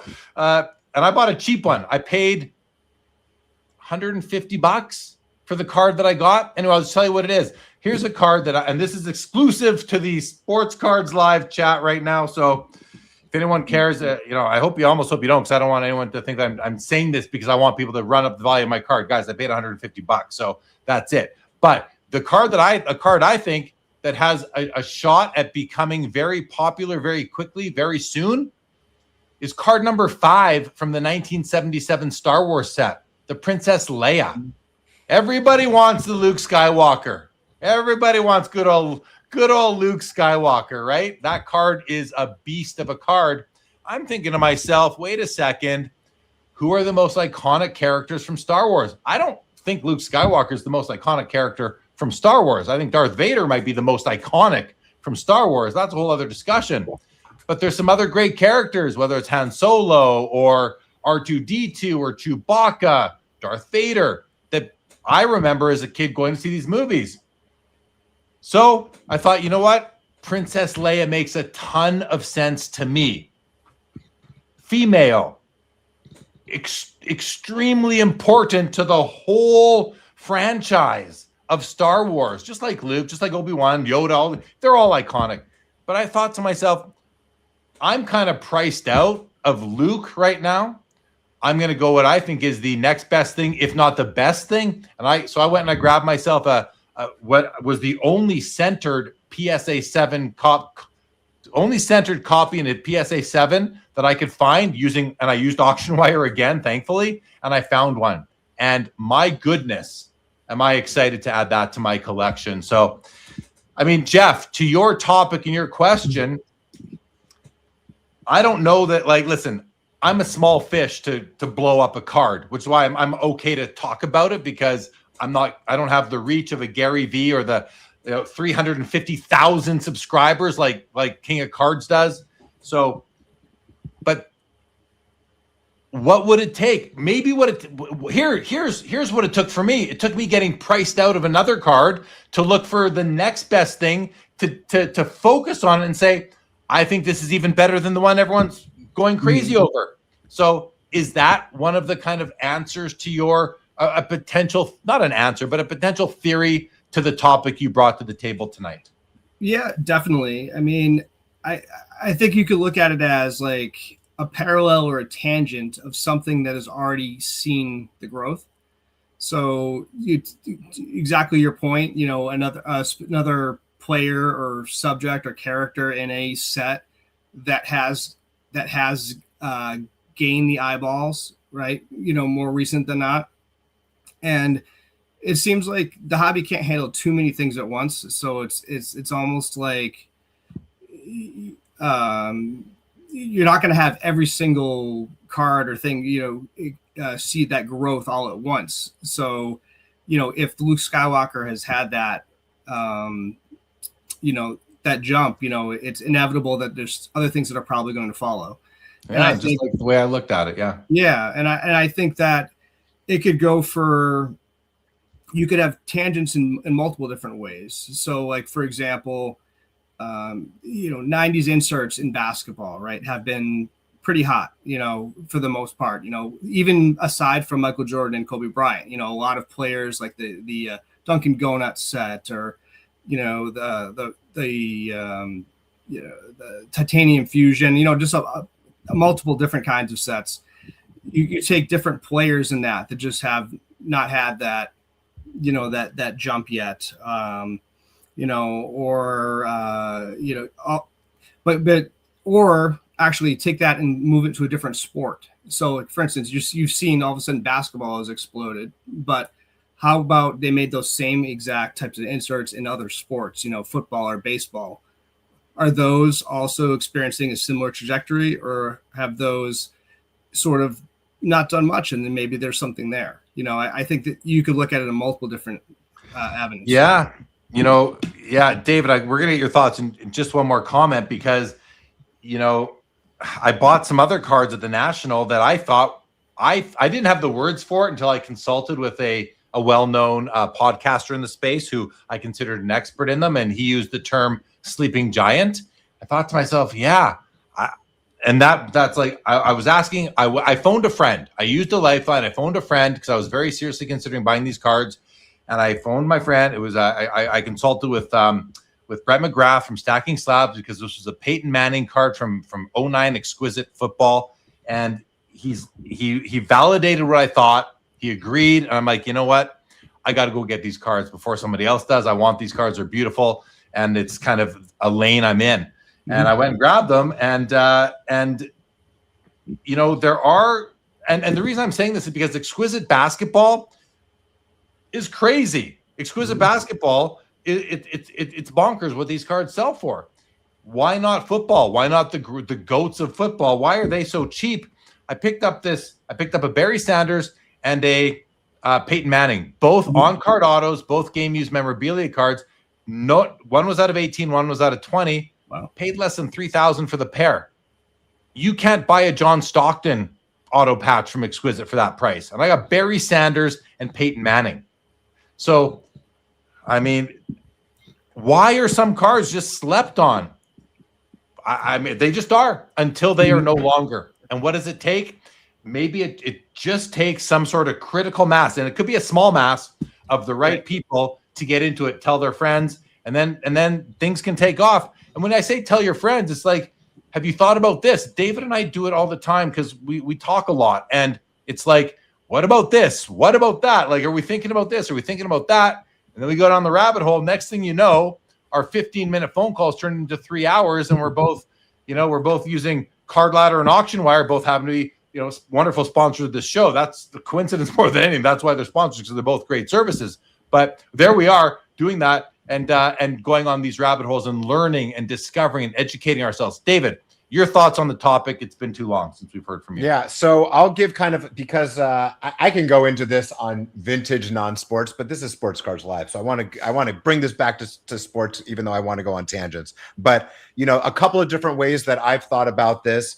Here's kind of the easier one is diversity, right? And how Jackie Robinson has become so red hot over the last 5 years. Even though obviously he was creeping up, but then boom, he exploded. Well, what's number 2 for like diversity in that kind of way? I would say Satchel Paige, right? And now Satchel Paige cards have really gained traction. Are they all the way up to where they could be? Who knows? But those two are already at such a high level. Who could be next in celebrating diversity? Hold on, because I bought. Yeah, that's it. Because we haven't talked about this. Well, I'm about. Great card, Jeremy. Thank you, Joe. Sorry. Thank you, Jeff. David, before you say it, I thought you might be going there because earlier on in the show, I think Leighton mentioned how, you can, in the hobby with the community, you can be at a booth and you can find a card that might be for your friend and call them and say, hey, check out this card. It's a booth number, whatever. And you did that. And I was thinking at that time when Leighton was on, I'm like, well, David did that for me and turned into one of my favorite pickups from the show. And I feel like you're about to talk about that exact player. I'm about to, yeah. Okay, go ahead. And then I'll show you. So exactly. So because of that, who's next on that diversity list, right? I think Sandy Koufax is one, right? Roberto Clemente is one. And then Larry Doobie Doby is the other one, right? Who came into the league a few months after Jackie. Show that card, Jeremy. I love that card. I knew that was one of Jeremy's flight cards that he really wanted. And I was like, Jeremy, I think I found your copy. Ended up sending him a text and he ran over there. And 15 minutes later, I got a nice picture of him with that card. So text and a booth location. He sent me a picture of the card and a booth location. And it's a PSA. It's in a PSA 3.5 holder, which means it's going to be affordable. And if it's got great eye appeal, which it so does, David Chase sent it to me. I think I got a great deal. I added a great card. Sorry, David, please continue. Yeah. So that's the way your mind can kind of go, where you're like, okay, because of this, what's next, right? Why are these people so hot? Can these people end up getting hot too? I'm going to give one more example for soccer, right? Soccer cards have exploded because of the World Cup, but not everyone has. But the big ones are Messi, Ronaldo, and Pele, right? Those are the 3 that have gained a lot of traction. But if you talk to soccer people, who I am not a soccer person, but I do research and I talk to soccer people, Maradona is like on the list with those other people. Some people even say he's the best of the soccer goats. So like, why are his cards lagging behind in such an aggressive way? I start doing research and I see this Panini card that's 79. That is the one that I've recognized the most. Well, guess what? He has 3 cards from 78 that I've never seen before. So I start researching those and trying to go after those. So it's like, you can kind of figure things out sometimes when you are asking yourself, why is this happening? And then what can follow, right? That's my game that I play. It's a good game. That's a good way to play it, especially if you want, because part of the hobby, yes, collecting is a big part of the hobby. Not along if you agree, Jeff. Collecting, big part of the hobby. Yes. The chase is a big part of the hobby, right? Mm-hmm. Right. But what we don't hear a lot about is the exploration. Chasing is once you know what you want, you chase it, yes. But what about discovering and exploring for new things that might be interesting to you? That is, the amount of hours that I've spent with David on the phone, over the past couple of months, we should both be embarrassed, David, to share that number. Our wives are jealous. Yeah.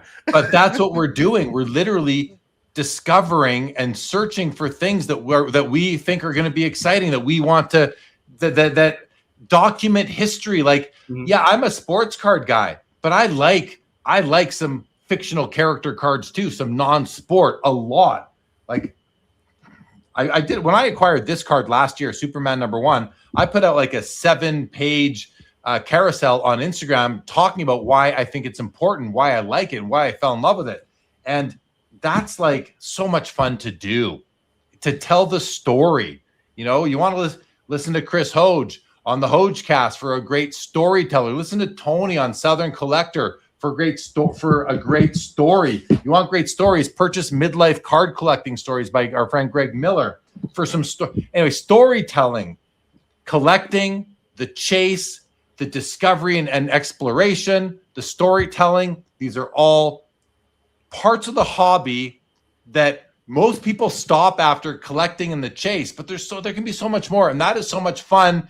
And bringing it all back to Jeff's original topic, it's just kind of like, it just takes a few people, maybe in some different circles of people, to do this to make the discovery, and then that can be the perfect storm.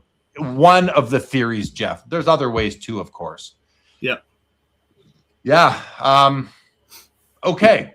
Wow. Yes. Bang. Go buy the book. There's Greg, the author of the book I just showed. Go buy it on Amazon, Greg's book. And like I said, Greg, I don't know if you were here when I mentioned it, but I'm 50 pages in already. And I'm loving it. I'm seeing a comment on Instagram from Will. Says, how much is the Superman #1? Was it an SGC 3.5? How is it centered? It's a 2.5. It's well centered. And I bought it a year ago for much less than they're going for now. But now I don't know what's a card like this worth these days, David, in your estimation. 10 grand, almost 10 grand, probably in a low grade. 10 grand in a low grade. Well, we've seen like dirty copies in PSA 1s now selling for like 10 grand themselves, right? So exactly. Yeah. So by the way, that card was looked at. There was I know the person that ended up buying the one card that was found on the floor of the Superman one, and the only other ones you were able to see on the floor was there was a guy that had like 6 of them around a sign that said buying this card. Yeah. Other than that, you can't find them. All right, guys. Thank you, guys. Okay, we have both Chris Hoge and Joshua Adams in the back room right now. I think we're going to add them. We're gonna go. We're going Brady Bunch style. Joe will be back. We'll have 6 people on the screen at that point. So, Chris, it's been a while. Give me a thumbs up if you're ready to join us, buddy. All right, please, everybody, welcome back for the first time in way too long, Mr. Chris Hoge. Look at that. That's nice, Chris. He's showing off his new Sports Cards Live t-shirt. Chris, hope it fits. Hope you enjoy it. Thank you for everything you guys at Card Ladder did at the National for all your customers, friends, and fans. What a great spot. I felt like the Card Ladder booth, and I could have spent more time there. I could have. But I felt like the Card Ladder booth was a salvation. It was a place where, you're away from home, you're traveling to Chicago, the Rosemont, whatever, and that's a place you could go and just feel like you knew people. So, Chris, welcome back to the show, and thank you for that. And you're coming off mute, I hope. I hope you're going to come off mute before you. Great to be back, Jeremy. Can you hear me? Yeah. Great to be back. What's up, Jeff? What's up, David? Great to see you guys, too. Great to see all of you at the show. I want to give tip of the hat to Christina for being the brains behind and the mechanism behind setting up and organizing and structuring and planning the booth and the merch and everything that's done there. She just really does an amazing job at that, which is especially good because if that were up to Josh and myself, it would go much worse. We'd probably just have like a table. A table. No tablecloth. Our first booth at the National was that. It was just us actually sharing a table with a dealer, and we had a little sign. And my brother makes all the graphics for the booth and makes it look amazing. And, we all excel in our different ways. Josh with tech and with building. And Christina really shines, making that booth such a welcome, fun activation, if you will. So it's great to be here, buddy. And I'm very proud of this shirt. You know, it actually foreshadows a topic that I brought. But if we don't get to it, that's fine too. But this shirt was very rare shirt. There were not many of those to go around. So I like showing it off. Appreciate that. And yeah, I want to reiterate Christina. I mean, obviously I don't see the inner workings, but in communication with her, leading up to the national, she's working her butt off. And yeah, a huge thank you to her for what she did and to make everybody feel so much at home, and I'm going to bring up just a quick comment here. We're going to bring Josh on in a second. I'm going to bring up a quick comment here from Greg Midlife, because I'm going to have a bit of a different take than Greg, but I want to share it because I want to talk about it. He says, the card ladder booth at the National was like the cool kids table in high school. But you know what? Greg, I hear what you're saying. It's a great sentiment, but I don't think it was like that. I think it was the table for everybody, because it wasn't just people who were YouTubers or people who had big Instagram accounts or people that had only grails in their showcase in their card boxes. It was for everybody, whether you are a so-called cool kid or just a normal kid or even somebody who might be more introverted. It was welcoming to everybody. So I think it was so much more than just, it was the whole cafeteria, but it was like everybody was getting along. If it was only the cool kids table, it wouldn't have been as nearly as much of what it was for everybody who came by. And Christina, just a great job to create that, to fostering that welcoming atmosphere. And it's not just for Card Ladder customers either. Like, I know you guys are there promoting the Card Ladder brand, but you weren't selling anything. You were giving things away. You were answering questions. I mean, listen, I came by tons of times, Chris, and there would be you and Josh talking to customers, talking about the product, the services. It was just a great place to hang out. So yeah, shout out to all you guys. Go ahead, Chris. Let me split the baby. All right. I agree with everything you said. Cool factor definitely goes down when I'm nearby. But when Greg is there, I could see why he thinks that's the case, because he is an eminently cool guy. So he looks around, he says, I'm cool, I'm hanging out with cool guys. Feels like a cool place to be, so that makes sense. Also, let me not forget, since I gave a lot of shout-outs, there actually was a core team of people that I need to shout out, including Amanda, who's in the chat, including also Mohammed, Ruben, Mark, and Steve, who helped us run the booth so that it could be more accommodating, so that more people could have a chance to ask a question. Although, frankly, most of the questions are somewhere along the lines of, I forgot my password, how do I log in? But we're happy to help with that. We're happy to help with everything. So, Jeremy, very, very kind of you to say that. I appreciate it. You betcha. We're going to bring on Josh Adams now. Josh, give me a thumbs up, buddy. Everyone, please welcome the man who, once he gets started talking, he will not stop. Please welcome Joshua, the man of all men. Adams, welcome back to the show, buddy. Jeremy, Christopher, David, Jeffrey, it was nice to meet you last week. We had a little bit of pizza. That was fun. Likewise. Jeff, Chris, good to see you last week. David and Jeremy, that was a blast. I'm still recovering. It was absolutely a blast. I like Christina saying Amanda brought up the cool factor by being there. Graded Gamer's been in the chat tonight. Amanda got to spend some nice quality time with her. Chris, you shouted out my buddy Mohammed, who was helping you guys at the Card Ladder booth. He was helping me at my booth today at this local show. Yeah, he's good, isn't he? I think he's fantastic. He thrives in that role. Mo is just it's like I find myself literally begging him to hang out with me. I'm like, Mo, please come hang out. Like, not because I want him to watch my booth. I just like Mo. I like his presence. I like his energy. He's just a joy. And this hobby, this community, just awesome. Just awesome. So all right, man, we got so much to talk about still. And there's 5 of us on the panel now. So as you know, when that happens, everybody gets a little bit less talking time. I've got 33 comments that I wanted to get to, but I think we're going to defer that till a little bit later, and we will get to them, guys. So some from previous topics. But Chris, you did tease us with a topic that you brought. I'd love to hear what that was. unless David, Jeff, or Josh have anything you want to just jump in with before we switch off of that last topic. Joshua, Adams, please. Just want to give a shout out to Christina from Card Litter for giving my kid a 20-pound bag of candy on Sunday. So I had to keep it away from him. But it looks like we're set for Halloween. So thank you. You can always count on Card Ladder at the National for comfort, for, I don't know if I can call it nutrition, but at least a sugar rush to get you through that second half of the day. We're funneling clientele to the hobby's dentist. That's Jeremy. right. That's how we keep the money in the ecosystem. Oh, and we got Becca in the house as well. What up, Becca?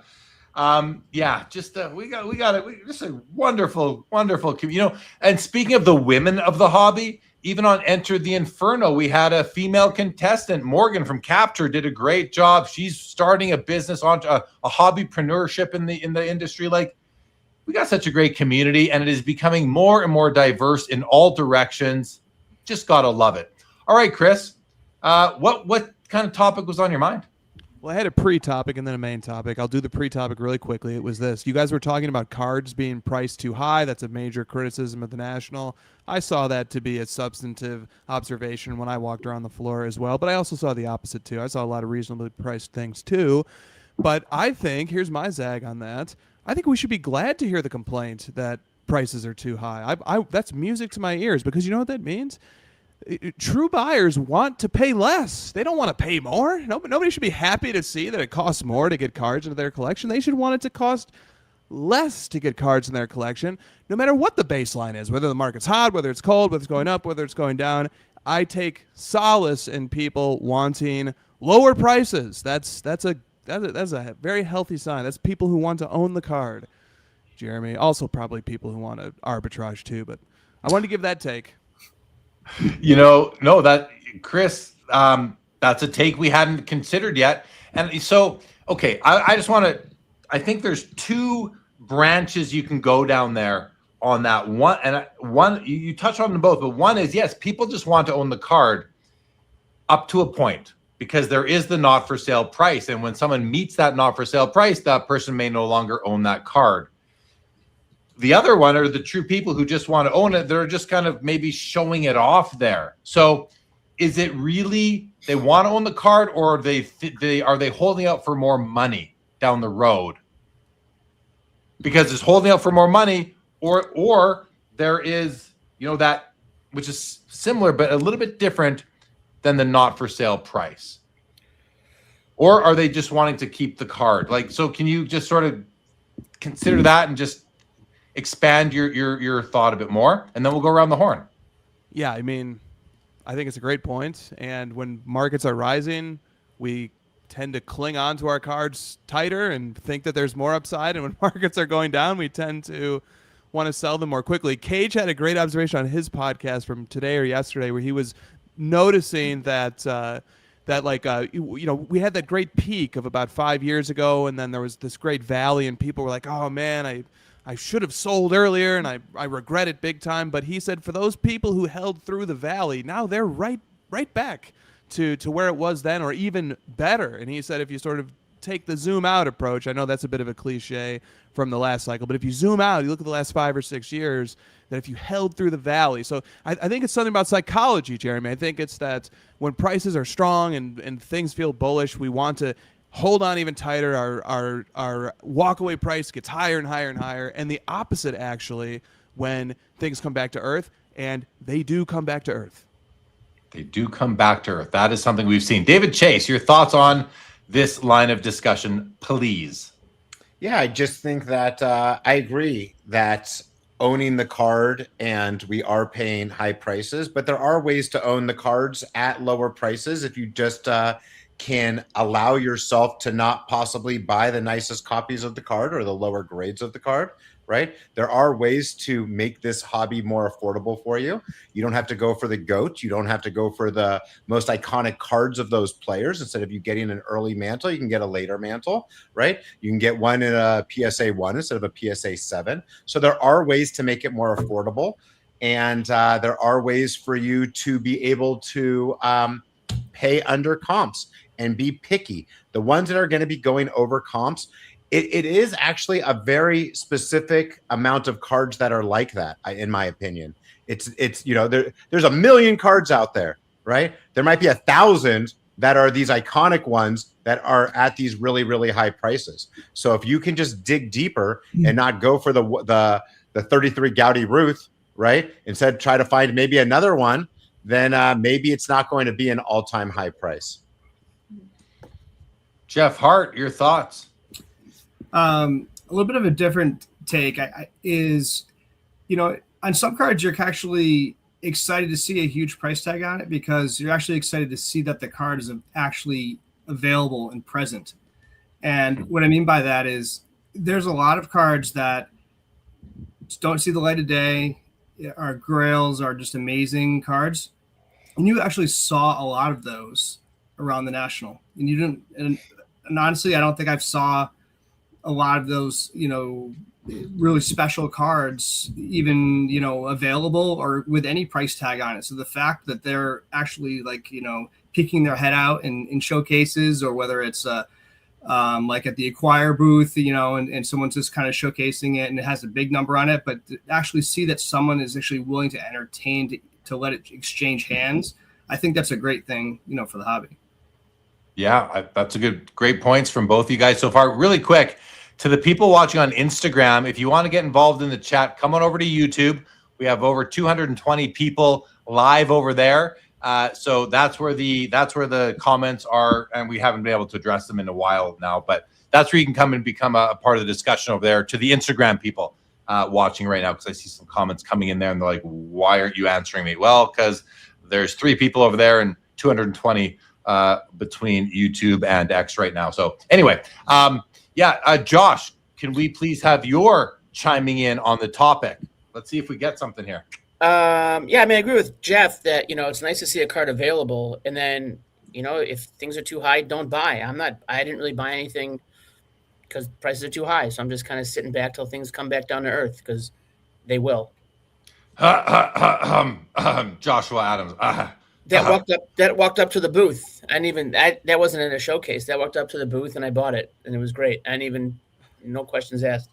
No, he's like, name your price. Charge me twice the last comp, because that's a card that is not a commodity card that never shows up. I will pay what it takes. There are people who will pay what it takes to get a card. I mean, I've done it. Josh has done it. Chris has done it. David tried to do it, but got beeped out on by eBay that one time. I'm sure Jeff Hart has done it too, where you want that card. We love cards, guys. We love cards so much. We love them more than we love money. I don't love money. I like money, but I love cards. Who here, show of hands, the 5 people on the screen, feel free to chime in the chat. Who here likes cards more than money? And if you like money more, Josh, don't succumb to the groupthink here. If you like money more than cards, you don't have to put your hand up. No, I like hands cards. up. Yeah, hands up. Yeah, we like cards more than money. If you like money more than cards, hey, that's fine too. But that's, you know, to Chris's original new pre-topic, as he so aptly called it. You know, some people want the card is the end all be all. And that's kind of how we roll. We want to own the card. And we want to own the card more than we want to get the money for it. And that's why we can put silly price. I've had people ask me, like almost once a month, someone asks me if they could buy my 1914 Cracker Jack Joe Jackson. I say, yes, you can. They say, how much? I say, $1.5 million, 10 times what I paid. That's the price. That's the price. It's for sale. $1.5 million US is the price for that card. It's the not for sale price. Yeah, I mean, don't know if I'm alone. If I am, that's fine. But I also don't put it out for sale with a price tag on it. That's the go away price. Don't bother me, please. It's not available. So, Chris, any more thoughts on that topic? Because I always love your topics. David, you look like you have something you might want to say. I knew it. What's your buy it with my not wanting to sell price on your new Mickey card? Ooh. Probably 5x what I paid. No, not even. I don't think I'd sell them for 5 times what I paid. I think I'll tell you what I paid. I don't think it really matters at this point. So I Your bought number one. my number one card, which the price went up. I talked to the vendor before the national, and he quoted me, yeah, I could probably not. This is not. He didn't. We had no deal. But I thought I was going to maybe get this card for $1,500, and when I saw it at his booth at the national, he wanted $1,800 for it. I was like, I think that's a bargain. I will happily pay that price. So, and then I remember talking to David afterwards. I'm like, you know what? Like, if I think that this card has the value potential that I think it does, and this could maybe one day be a 5-figure card, maybe one day it could be high 5 figures. I don't know. Whatever. I'm happy to own the card. But if it's going to ever, like, I think this card is a grail. To me, it's a grail. So I don't know. Your question, David, how much would I sell it for? I paid $1,800 for that card. Since then, we've seen sales, like since then, in a week, we've seen that card almost quadruple sort of thing in value. So does that take it from $2,000 to $8,000? So I wouldn't sell it for $8,000. So no, I mean, there's less than 20 slabbed by SGC and PSA. That's what I consider global pop on a card like this. I know it's not exactly, but so yeah, I don't know, David, 25,000 maybe. I might consider it. Even then, I wouldn't want to let it go. Interesting. And I mean, I knew that would be a high number, but I know you have a Joe Jackson price, so I know that there is a price for everything, right? Right. These cards are not for sale. I'm not listing them. I'm not advertising. I'm not making them offer. I'm not putting them on Instagram saying, come hard with offers or open to offers. I'm doing none of that. These cards are not being presented for sale anywhere. If someone comes to me and they come to me for my card that I've never put up for sale, you're going to get a price that you're not going to want to buy it. I did it. I talked about my Hank Aaron the other day. It's a $10,000 card. I told someone, I could probably replace that one. $25,000 if you want my card that you can probably go buy for half that. I didn't no deal. I'm just as happy to still have my card. It wasn't for sale. And another aspect of this question that I like, that I kind of have been thinking about what Chris was saying, for people that never sell cards, right? I think most people in the hobby, and that's speculating, have a little bit of buying and selling to them. Most. Okay. I know that there's some people that only buy, but if you never sell a card, then don't you want the market to crash? We all kind of think we want it to be steadily up, but at the same time, if you never sell a card, you are probably hoping that there's going to be a crazy recession and that cards decrease dramatically in price, right? Because you're not selling anyway. So why would that matter? Now you can buy more cards. So is that a healthy market for the hobby? Not really. But I think that the people that are so against selling or upset about the high prices, if that's what you want, that's probably not going to be the healthiest hobby in the world. Well said. Josh? It's not a healthy hobby now when you've got a PSA 10 Jordan going for $48,000 and the last one sold for like $4,800 or whatever it is. I think you meant 9. I think you meant 9. You said 10, Josh. I think you meant 9, right? No, it was a PSA 10 base Planet Metal sold for like, right, Chris? Oh, I thought you meant. Yeah, the 97. Sorry, I thought you meant 86 Fleer. Sorry. Oh, the 97 Metal Universe base Michael Jordan PSA 10 just sold for $45,000 with alt. That's insane. That's insane. That's a base card. Yeah. A very pretty base card, but it's a base card. Probably the prettiest base card of all time. Like, that's not a vintage, that is bonkers. Jeff Hart, any thoughts so far on this? That's a crazy price for a Jordan card for sure. I had a PSA 9 of that I had bought during the pandemic, and I thought for a pretty high number, and it dipped, and I'm like, I don't know if it'll ever get back up to where it was, and I looked back probably a couple of weeks ago and was surprised at where some of these cards have gone. The Jordan stuff, the base, just some. There's some inserts. I had one, for example, and if you know the 1994 Emotion Intense, really great looking card, beautiful card. I talk about that card every Sunday night on the Fanatic Show. That card is a very high pop in a PSA 10. I think it's over 700 in a PSA 10, and because it's a thicker card, very easier to grade or whatever.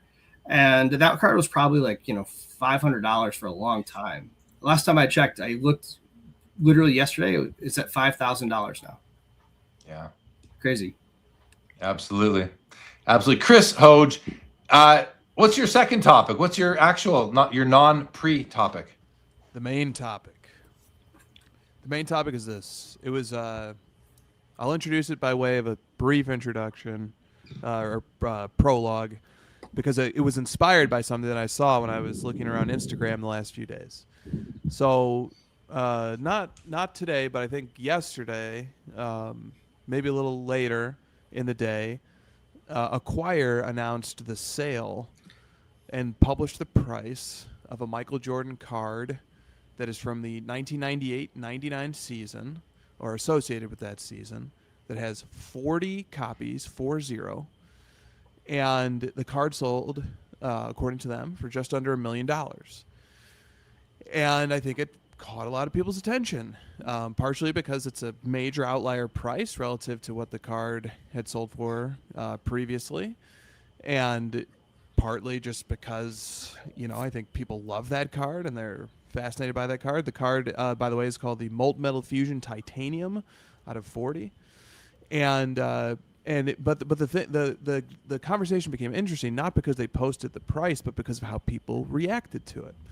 And one of the most interesting pieces of commentary that then spawned much commentary afterwards came from an account called, I think, the Jordan Exchange, but it's stylized in a specific way. But he was pointing out a very in a contrarian style that he felt 40 copies is not rare. It's not rare. That's what he said.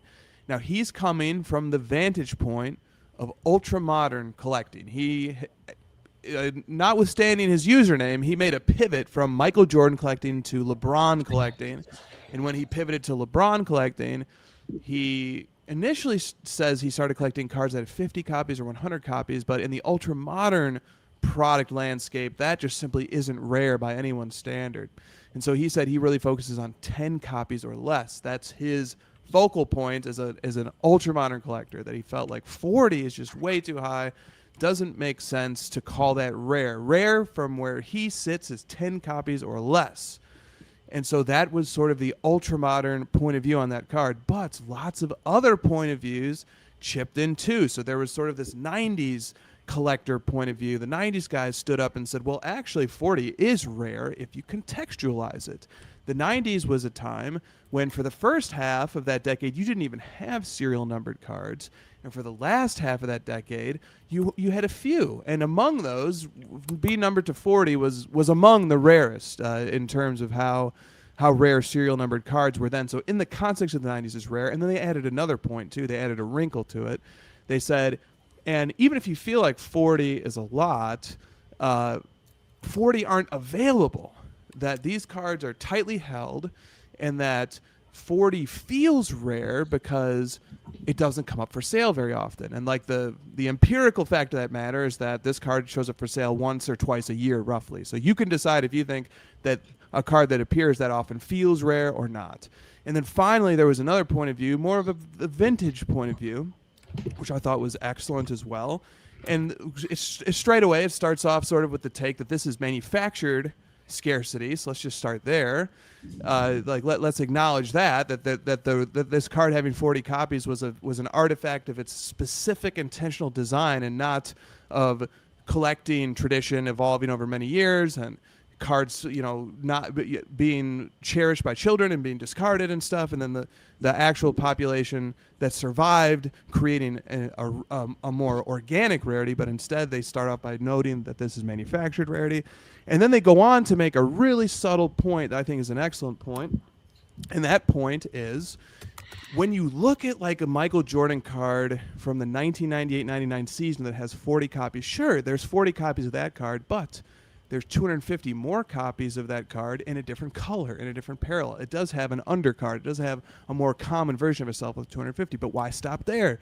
Expand. Look at how many Michael Jordan cards exist in the 1998-99 season. That there's actually millions of copies of Michael Jordan cards if you look at just that season, if you include all the different issues. And they say if you look back at something like the 1952 baseball issues, that sure, there's a few thousand 52 Topps mantles and a few other mantles that came out, but it's nowhere near the million card offering that Michael Jordan had during 1998-99. So if you take the perspective of what's the size of the full sandbox, even if we go season by season, that there's a totally different level of overall rarity. If we shift the frame and say, what's the total supply, that there's a very different level of rarity that attaches to cards from the vintage and the pre-war eras, especially when you get into cards like the one that you were showing earlier, Jeremy, where there's a total graded population of under 20. When you start getting into that realm, and then you think how many others even possibly existed within a certain temporal scheme that gets predetermined, then it becomes even more rare by comparison to the total pool. So I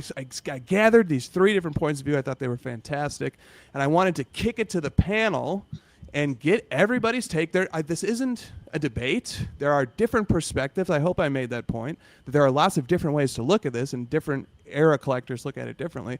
What is rare to you? How do you define what's rare? And then give a verdict. Is this Michael Jordan card out of 40? Is it rare or not? Okay. Way to lay down the context there, Chris. Couple of things I'm going to start with now. I'll be quick, then we'll go to the panel. First one is 40 is too many for this Jordan collector you mentioned.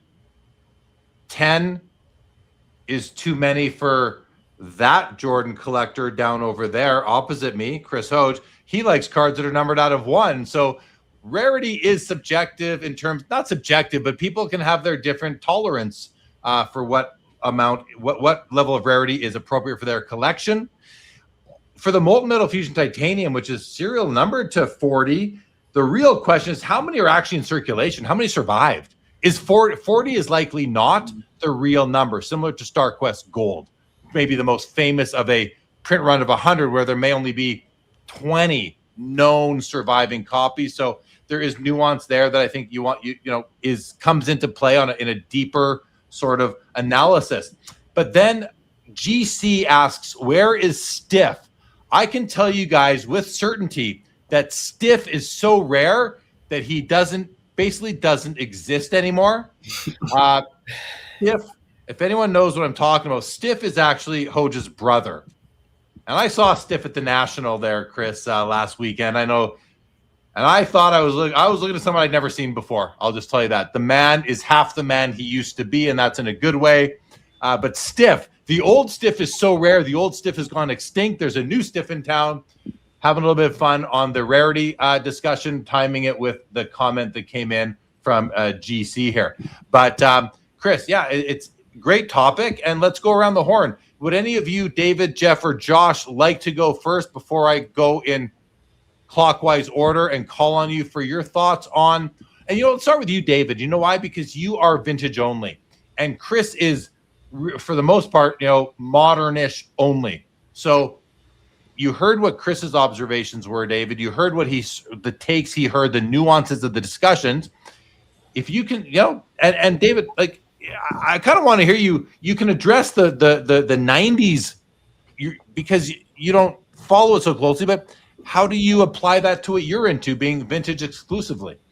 So that number 40, right, which I understand in the modern and ultra modern terms, is just so different, right? Because how many Wagners are there? There's like less than 60, right? I think that 99% of people on the planet would say that's a rare card, right?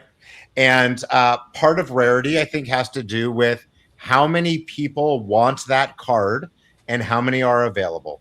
And right? And David, just to jump in, that you just moved the discussion from simple rarity to scarcity. Scarcity adds demand to supply, for the most part. I think that's how I understand it. Sorry, yeah. David, please continue. Yeah, you're completely right.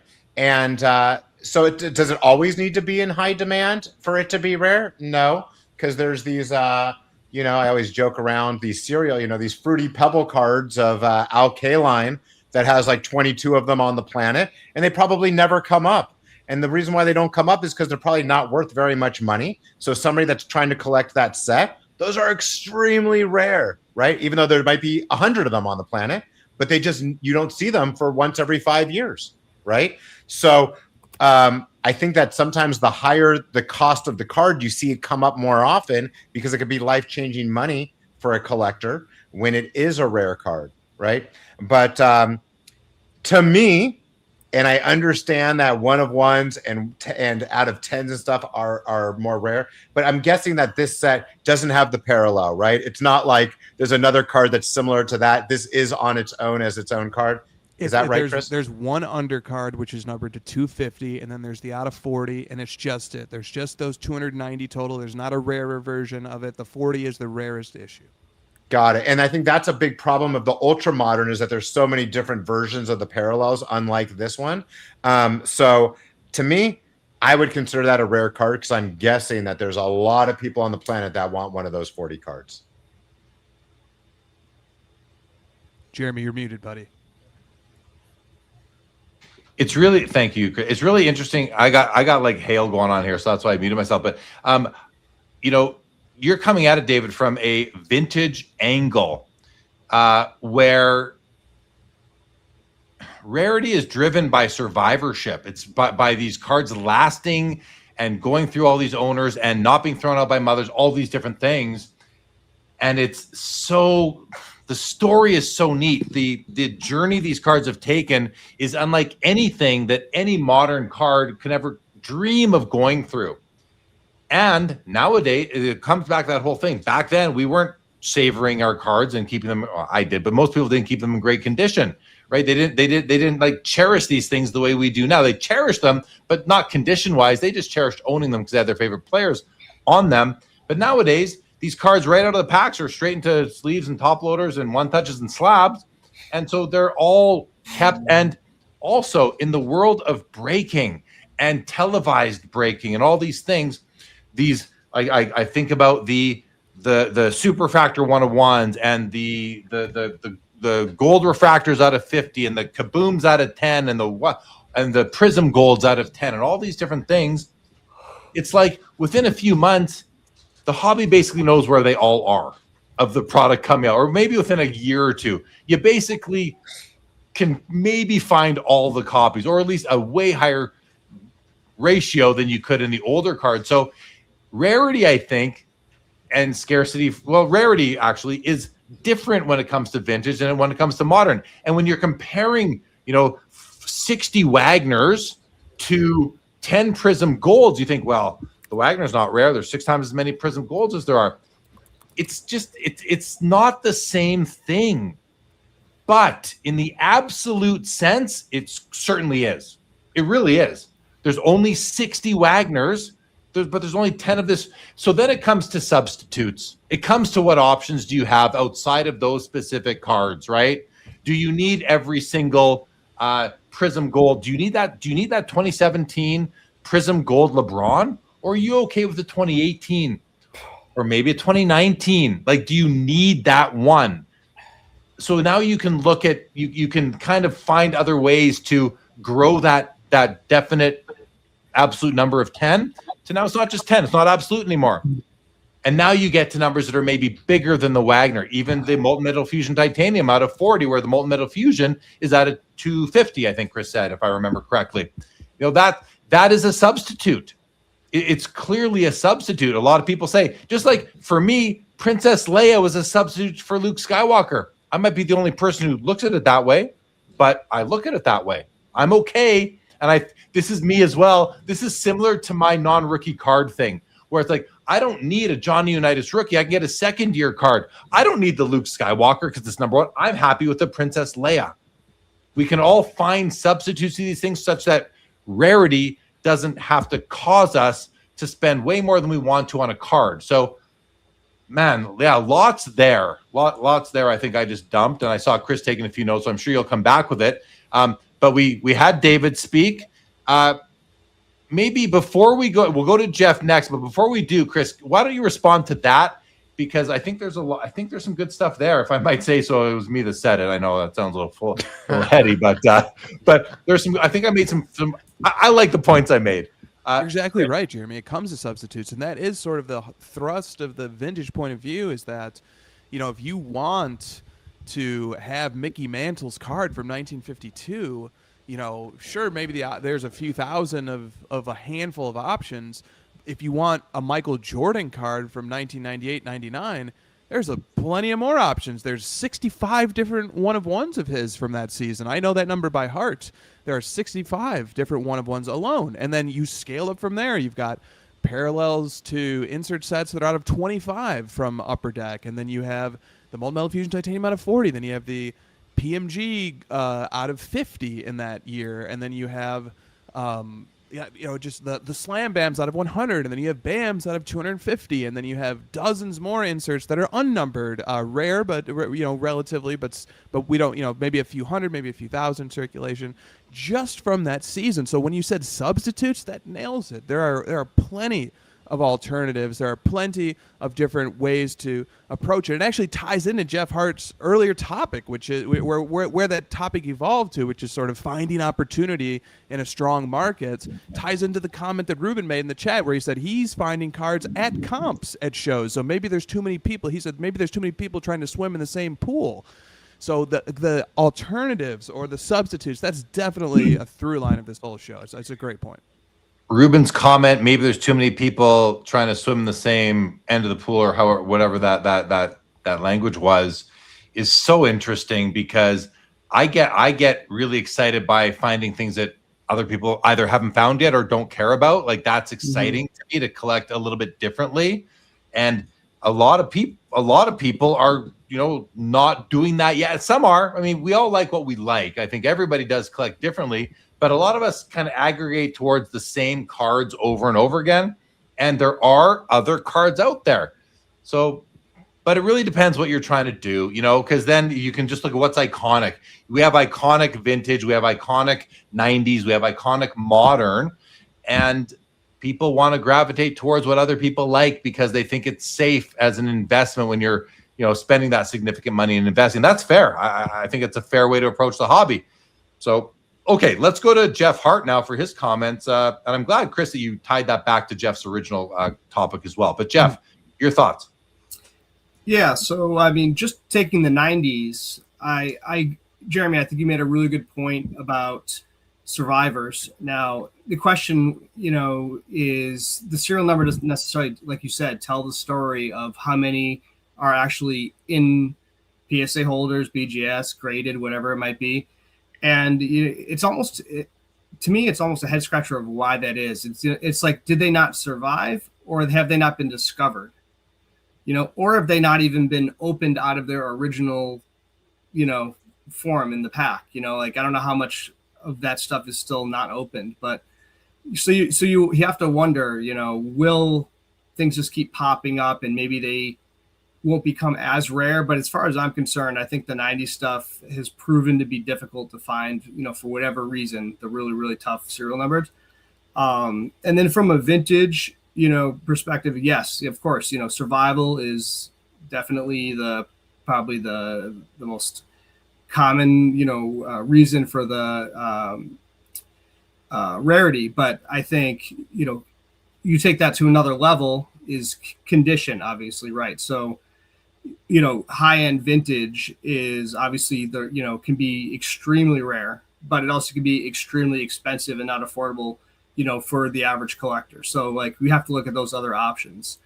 And I think, this isn't a topic that's new to anybody here, but we haven't mentioned it yet, is another level of rarity, I think, is twofold. One is eye appeal, right? So you have a card that could be very, either lower grade or even higher grade, but it just presents way better, and like actually beautifully presented examples of a specific card in general, which may have, certain flaws, can just make it rare and more desirable.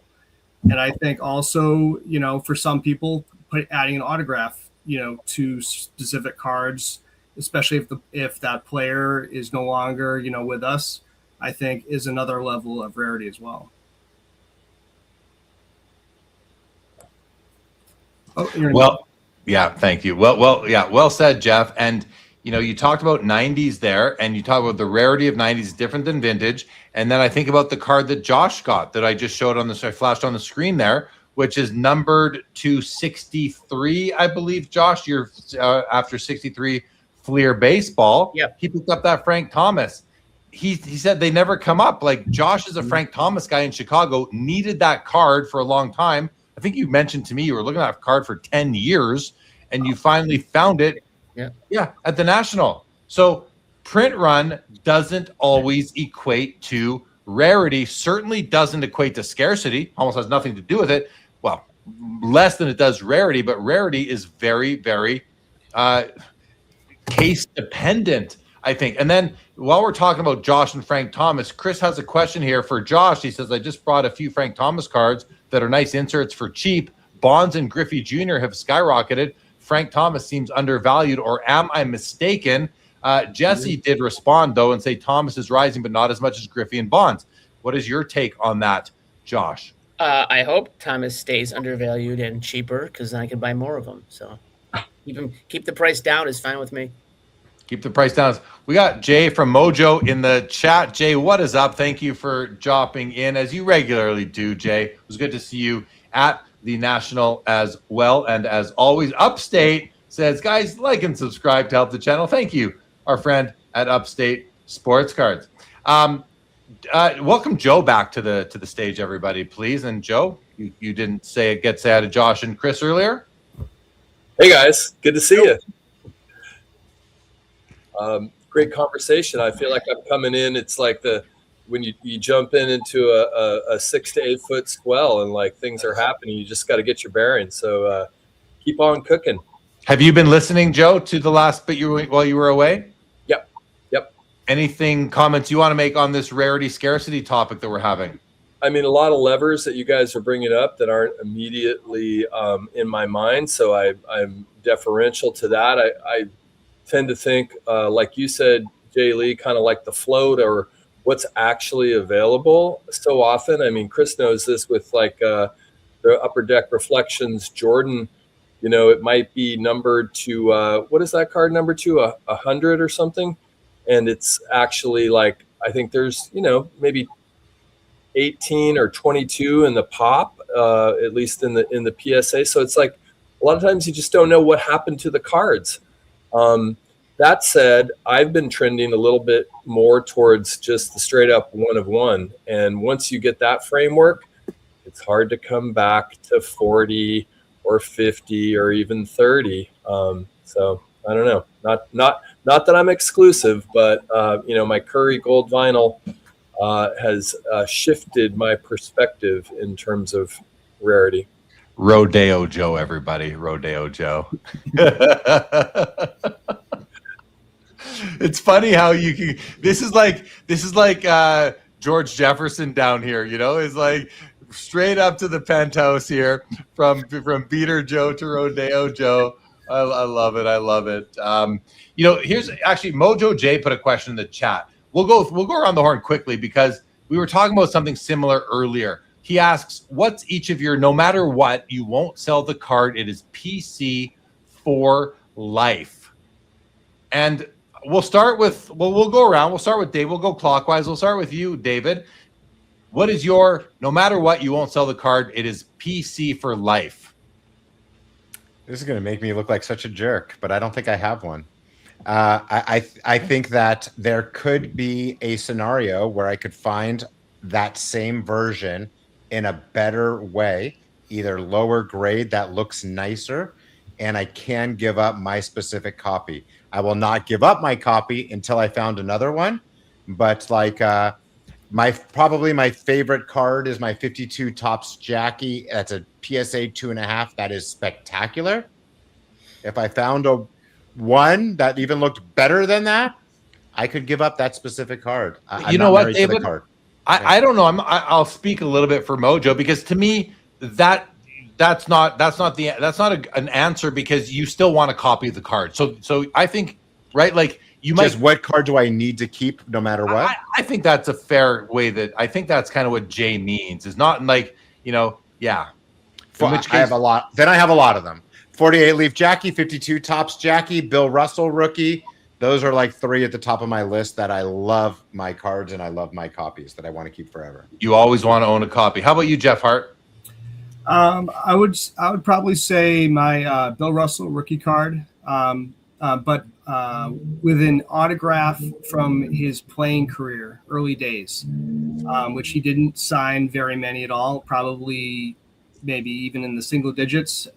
So I feel like it's something that I'll never be able to replace if I ever sold it. I love that. Yeah, autograph Bill Russell. That's hard to argue with. Chris Hoge. Yeah, I've got an answer. It's a little bit tailored to the question asker. I think he'll appreciate this specific answer. It's a little bit of a cheat too, but whatever. My answer is the card that I think I would probably never sell is a base card, a 2018 Prism base card of Luka Doncic, of which there are hundreds of thousands, maybe millions. But this one's special because Christina and I brought it to the first time we ever watched Luka play. We lived in Los Angeles at this time. We went to see him play against the Clippers. It was actually Dirk Nowitzki's last game, either at Staples or against the Clippers, and there was a viral moment when Doc Rivers grabbed the mic and gave him a nice send-off. So, that game is sort of like part of Mavericks lore. But anyway, that was the first time we ever watched Luka play. I remember watching him for the first 5 minutes of the game and just being like, yep, I'm sold. This guy is spectacular. And so before the game, we actually got a tip from a friend of ours that we had met at Burbank Sports Cards who said, if you want to get Luka's autograph, here's what you got to do. And he gave us all the directions. And so we showed up early. We followed the directions. And you know what? We got the card signed. So I have the card with the in-person autograph from Luka. That's what I think Jay would appreciate. And then I have the ticket stub from the game. This was in early 2019 when there were still ticket stubs going around. So I had the tickets. I have the ticket stub. I have the card. I have it authenticated by PSA. Not that it needed to be, but I just like to put it into the holder. And so, I've got the whole thing. I've got like the card, the stub, the experience, the moments. I just can't imagine a scenario when I would sell that card, Jeremy. So I think that's it. Great story. I think Mojo was hoping you were going to talk about the card that you are actually on, which is awesome. I would never sell that one because it's worthless. So no need to sell that one. I want a copy. That's the Chris Hoge officially licensed rookie card. I want a copy of it. Joshua Adams, how about you? Yeah, I don't know. I don't think I sell anything. So nothing really comes to mind. Like, I'm not really selling stuff off. So I'd probably just keep everything. So can't really think of an answer to that question. Everything. He's keeping them all. Joe Perot, what about you? Well, actually, I'm going to interpret the question in sort of more of the kind of never sell part, not so much grail, although it is a grail. And I had the opportunity to talk to Dr. Beckett a little bit about it. The 1955 Topps Clemente, which is also one of his favorite cards. Awesome to get to meet a hobby luminary over there in Chicago at the YouTube party. But anyway, yeah, that 1955 Topps I bought when I was about 15 years old. And for those, some of you on this screen, that was before you were even alive. So I think I got it for about $95 at a trade show in Concord, California. It sits in a BVG 2.5 slab. It presents pretty well for a 2.5, and it's a card that has so much personal connection, having traveled with me the greater part of 4 decades, that I don't see myself parting with that. Love the answer. Makes a lot of sense to me. I think that you guys are going to be surprised by my answer, because my original thought was, no, I'm just going to show you I have 4 cards that I never going to be moving these 4 cards. They seem to have something in common. What is it? David Chase? What do they have in common? I just love those beautiful holders. I love how it pops. These 4 cards will never leave my collection.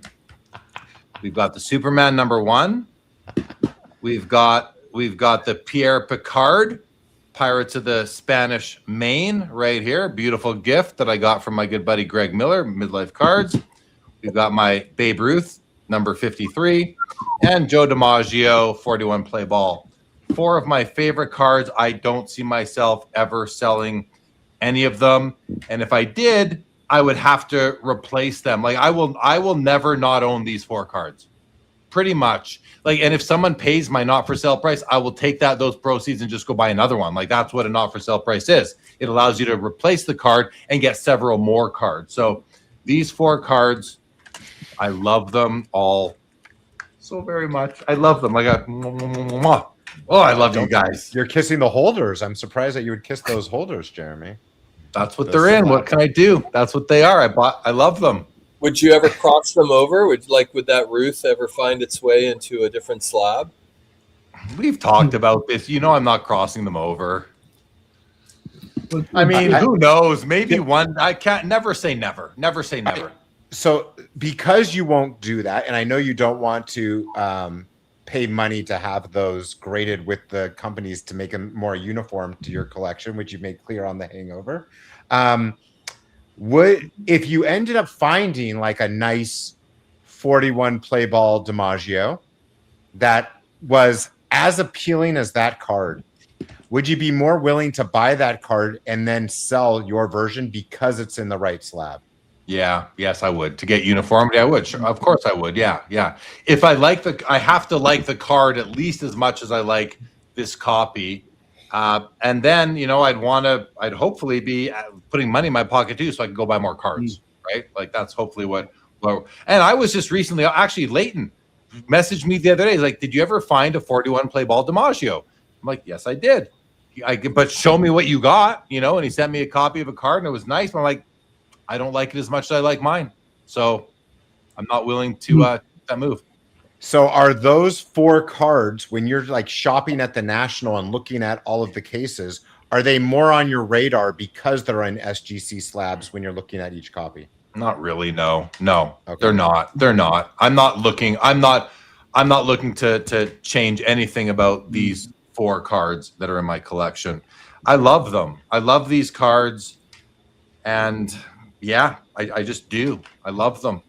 Now, Jeremy, I know you said that, you know, you wouldn't want to necessarily cross them to PSA because obviously, you know, there's an expense to that, but also you're not necessarily guaranteed maybe the grade, right, that it's in the holder for. Or the authenticity. Right. But I think I saw a Baker sticker in at least one of those slabs. And with a sticker on that basically says that it could be crossed over to equivalent to the Baker grade in the new Baker holder. Would you ever do that? Not right now, but maybe. I don't know. I mean, that would just add more variation to my overall collection. And now I'm going to move from having PSA, BGS, and SGC slabs, and I'm just talking vintage here right now. Now I'm adding NBA to the mix too. I mean, I don't know. Not right now. I'm not letting anyone touch my cards with their bare hands.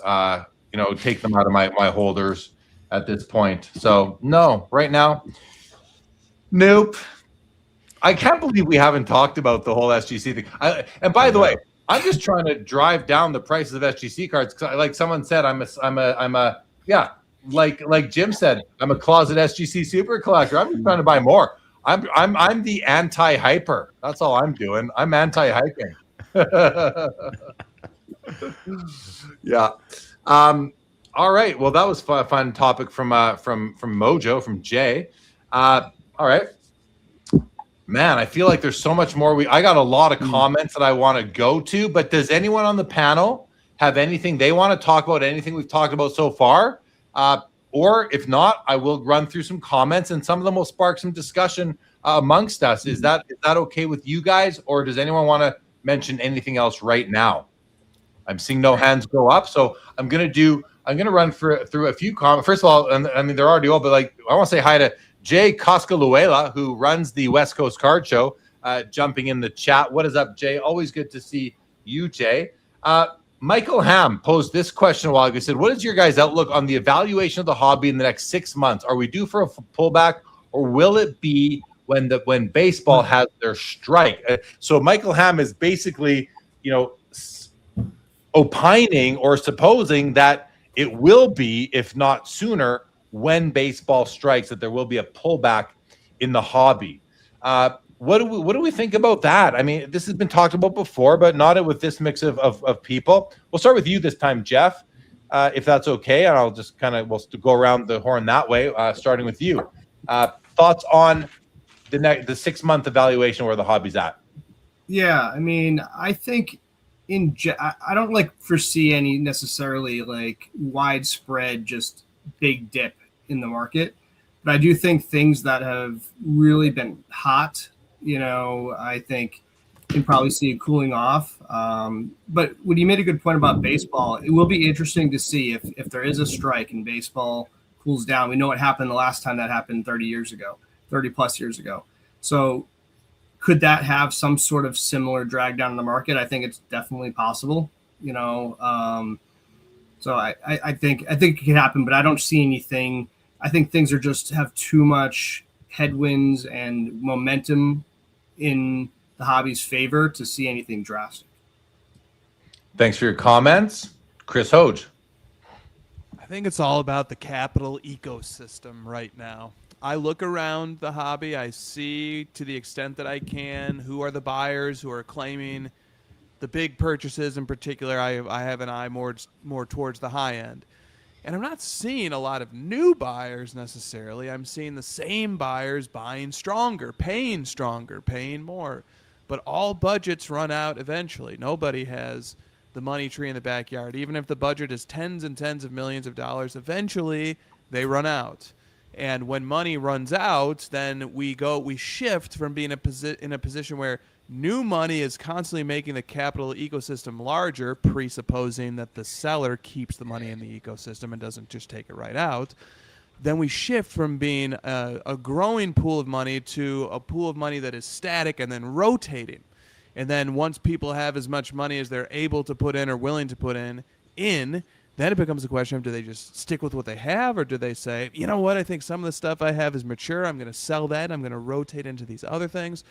And that's the moment that I'm waiting and watching for. Now, some of the buyers at these high-end positions are getting capital infusions because they are benefiting from a genuine influx of new people who are coming in at the entry level. So maybe they're people who participate at the repack level, or they're somehow providing business services that have exploded over the last 6 months or so, and then they can funnel in, they can continuously sort of funnel in capital as long as new people are coming in and providing their coffers with more liquidity. But the tipping point or the inflection point that I'm looking for is either there will constantly need to be new buyers coming in order to sustain the growth of prices, or there will be a moment where people run out of capital and they have to start rotating. And then what does that look like? Does that create fear and panic when a card that, like the 97 base metal Jordan PSA 10 went up to 45,000, all of a sudden is back down to 15,000? Does that make people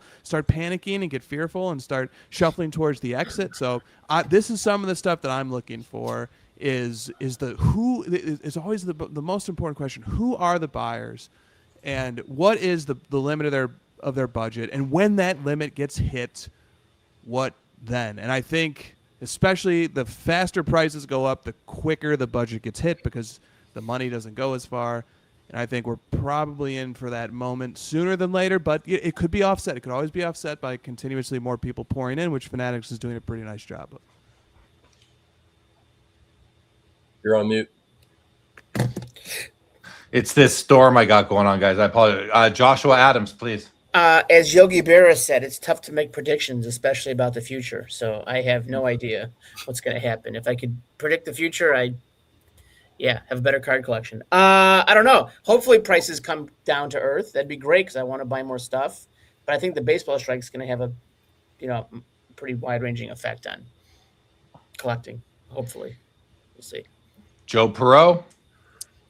I don't have a degree in economics. I appreciate everything my illustrious colleagues have said. I would sort of say that if the litmus test was the national, I'm feeling pretty good. I think there's a lot of momentum. I saw a lot of robust, organic, natural interest for me, like the one thing I will offer that, goes all the way back to House of Jordans, the shout out, the namesake of Hoj is the concept of people truly wanting to own a card and hold on to it for, multiple years. And in my peregrinations through the Rosemont. Your what? Peregrinations. Never heard of them. Movements and/or my journeying through the Rosemont Convention Center, I saw more star cards than I'd ever seen in my life, and I've been a star collector for 2 decades. And what's interesting to me about the case of the star card, and particularly the Jordan star card, is I'm not sure ultimately how many people are going to want to own that card, even though if you run the metrics, you look at the pops, you compare it to the Fleer, all that rookie card, I think we're over that conversation.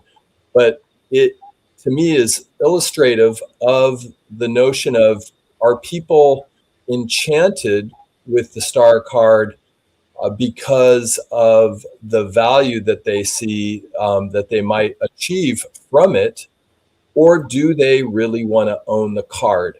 And I think for me, that's the tipping point, is if and when there are so many cards that people never really wanted to own in the first place. They just wanted to kind of make some money. They wanted to flip it. Then we could get into a little bit of a free fall, and that could lead to a market correction. Wow. I'm not on mute. Good. Great comments all around the horn here, guys. Seriously. I just want to quickly shout out. How about me? I don't get to make a comment, Jeremy? I'm sorry, David. I'm sorry. I forgot I forgot we started with Jeff Hart, but no, I'm kidding, David. Yeah, please. But I just want to shout out and David, Upstate Sports Cards. Thank you for the nice comment, David. Always for your support. Yeah, David Chase, please. Sorry about that. Yeah. So like for me, looking at it on the vintage side, I think it is going to take a pretty significant something for it to really derail what we have right now. I think one is a major recession, which is kind of like what Chris was talking about. Like, I mean, a recession where people need to get funds and they're willing to sell cards even when they're dropping in value. And the people that probably will be able to hold out and not need the money, I think will do very well if something like that were to happen. And who knows, that could take 1 year or that could take 5 years of a recession, but it is cyclical. And that definitely, you have to prepare yourself for that to possibly happen. And hopefully you have other means of cash besides selling your entire collection if and when that does happen. Number two would be if there was a major scandal of like PSA. I think that could also derail the hobby. If let's hope that doesn't happen, but like some kind of thing, because I think so much of the hobby is based on PSA, and it's kind of sad that. But if there was like some kind of weird scenario that showed something wrong with the way that PSA is dealing with things, I think that could also cause a major shift in the hobby too. Thank you for that comment. Greg Midlife is pretending like he knows what that word means. Just kidding, Greg. Well, AIH Sports in the house says 23,000 jobs lost last month. What happens when 200K jobs? That's interesting because I've got my notes now, and I'll chime in. One of my comments ties into this one here from AIH, which is the macro economy. What happens when you look outside the hobby and how that impacts things? I think it's a very valid question to ask, but one that's just kind of beyond what I think we want to get into here, because we know that that's going to happen eventually. Like the macro economy is going to cycle just like every other sub economy cycles as well. So that's something to be aware of. We talked about that a few weeks ago actually on the show. But this whole question was brought to us by Michael Ham, who asked about, he said, what's the next 6 months look like, and what happen? Will the hobby start to come down a little bit in the face of an MLB strike? And Chris, actually, you mentioned, I think all of you guys touched on this, but there's so much uncertainty with what's going to happen in the future of the hobby, what's going to happen with the strike. But if you think about a strike, I think to myself, and some of the uncertainty is, okay, so you're going to, what are you going to stop collecting? What are you going to stop buying? Only ultra modern baseball cards. That's the only genre market that really impacts in the immediate term. And then what happens? Those people are not going to be opening up. They're not going to be doing group breaks on whatnot. They're not going to be opening boxes of cards at Burbank or Mint Inc. or wherever. They're not going to be doing all these things anymore. They're not going to be buying those products, but these people might still have the urge to spend their money in the hobby. So are they going to divert those monies to other things? Are they going to start looking backwards into vintage? This is uncertain because everybody's going to do something differently. Will some people just wait because all they collect is ultra modern baseball? Absolutely. But what segment, what parts of the overall ecosystem are truly going to be impacted by a baseball strike? I don't know. I don't think it's going to be as, like Joshua, you said, it's going to be very widespread. It might be, but I don't know. Is a baseball strike going to have a widespread impact on the whole hobby, or just, and to Chris's capital allocation discussion from earlier, people are still going to have that capital to spend, whether it's more or less based on the macro economy or just based on this. They're going to have more or less to spend. Are they not going to spend on something? Maybe they'll discover other things. Maybe they'll go back in time, like I said. So there's so much uncertainty there that I don't know if it might just be a blip. It might just be a nothing. I don't think that's the case. I think it will have an impact, but it might not. Josh, please. A baseball strike doesn't just affect the players and the owners. It affects everyone that works at the stadium. It affects everyone that makes money off of each team. That's 30 teams. Those are thousands of people that aren't going to have money to buy, let alone groceries, let alone baseball cards. So I think it's going to have a ripple effect, and who knows what's going to happen. Strike doesn't. You're getting macro in that, which I think is an astute approach, because yes, it's going to hurt a lot of people, but all the people, like, I think you think about the strike, you think about all the hospitality staff in all those major league cities, the hotels, the restaurants, the bars, the pubs, the parking lot attendants, the parking lot owners. What percentage of those people are hobbyists? Uncertain. We don't know. It's impossible to assess that. Well, I'm sure someone could figure it out somehow. Maybe Pancake Analytics can do that for one of his next really deep analyses that he does. But is it really going to have a huge impact on the hobby, Josh? Like, do you see that? Like, no, because you said you had, like, I think it will have some, but I'm not as convinced as you are that it'll be widespread in the hobby. And the other thing is that for people like you, Josh, and other people, the prices may come down, which is going to provide more buying opportunities. So who really gets hurt in that case? The flippers, maybe the LCSs, the flippers, the card show vendors, because their inventory is no longer worth as much. Now they got to maybe take it off the shelf and bring it back later when the values go back up. So there will be an impact. I think there will certainly be an impact. I think that's kind of the common thought on it, but is it really going to have an impact like it did the last time MLB struck when the hobby was in a much different place and values weren't nearly where they were? So anyway, that was great. Does anyone want to add anything to all this? Jeff, please.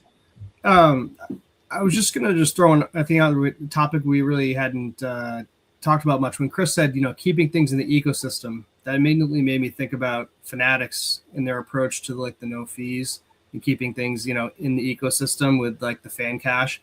And like, you could probably go some different directions with that. But I think that, it's interesting to see how that unfolds and what that does to people's spending habits when they know that they don't have to give up 10% or whatever it is, back to an auction house, and then they could roll that right back into something new.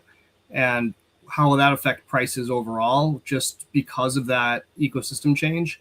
And then also, what will maybe, if that does have a driving effect on some things, what does that do for other auction houses and other different platforms? And do they have to change the way that they have operated in the past maybe adapt if something, behavior changes. Well said. Well said. Anybody else? David. Yes. I have something to say that's not on this topic. Go ahead. Is it a whole new topic? Because that's fine too. It is, but we just had a breaking news right now. Oh, the love of the game, Frankenwagner, literally just closed this second. Oh. Before you look, are you looking already? I've had it open the whole time, so yeah. Me too. Okay. Yeah. So it ended up closing at 1.114, 1,114,000 with buyer's premium. That's about 1,336,000. What's your thought on that? It's a lot lower than I thought it could have gone for. I thought that I wouldn't, like I said, I thought that if you get the right people out there, I thought there was a potential that this could be a statement piece for the art card market, for the restored card market, for that community to say, hey, we're not going away, but they didn't do that. Well, still 1.3 million is still a ton of money for a restored copy. So, yeah, I mean, I'm not wowed by it. So here's my question though about it. Do you think that if it's sold as the die cut version, do you think that it would have gone for more or less? Which I know you're just speculating. But what's your thought on that? I mean, less. I think less. I think for so just too. A silhouetted die cut piece, yeah. Just my thought. I think so too, which I think brings up a very interesting point where I don't know of another card that has been altered that is going for more than a pre-altered state card, right? This could be one of the first that's like that, right? If you ever had a 52 mantle and you had the card pre-altered and then you altered it and it got slabbed as altered, wouldn't it always go for a cheaper price? Well, I don't know, man. That was half a card, like yeah. It's tough to say. We haven't seen many other cases of that except for the half a Wagner, which is more like 70% of a Wagner. So not too sure, but yeah, I mean, a little bit of an underwhelming final result there on that card. There were no bids really. If you actually just to take a look at the bid history, there has been no bids since August the 1st. Wow. So there were no bids in the last week on that item. Wow. Which I think that's interesting in itself. Yeah. Definitely. Okay. I'm going to go through, guys. We're in overtime and I'm good to go for at least another hour myself because I've got 45 comments that I want to run through here. And so if any of you guys want to take off, just let me know. Just say I'm going to go, but you're welcome. Everyone's welcome to stay. And I'm going to go through a couple comments here. We'll see which ones spark some discussion.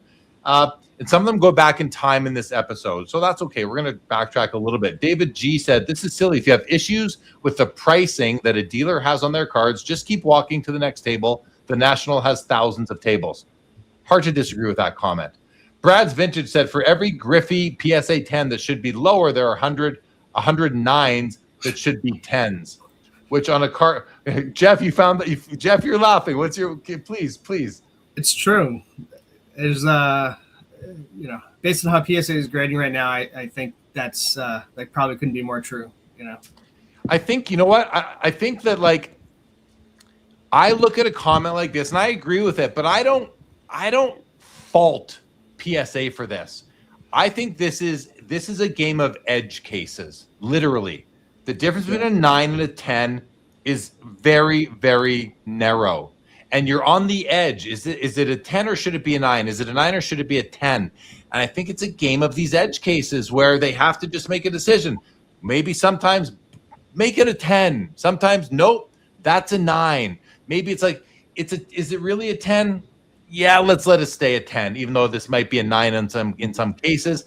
I think I don't envy PSA graders when it comes to deciding on a modern card that is mint condition. Mint or better, is this a 9 or a 10? I don't know how they can tell the difference half the time. So it's tough. And And guys, just put up a finger if anyone wants to jump in on any of these comments. I want to say hello, almost an hour and a half later to Mike Double V here. Welcome to the show. Mid-Atlantic said, in my worldview, there are two types of cards, commodity cards and oddball cards. If it's a card I see regularly, it's a commodity card. That's a really interesting way of looking at it. Because he's basically calling any serially numbered card an oddball. And maybe that's a fair definition for through his lens and experience. I think oddball has a different definition, so I don't see it that way, but I appreciate the comment. Again, Josh, if you want to jump in, just put up your hand. You're welcome to jump in anytime. And that goes for everybody. But if I see a reaction out of one of you, I might call you out. All right.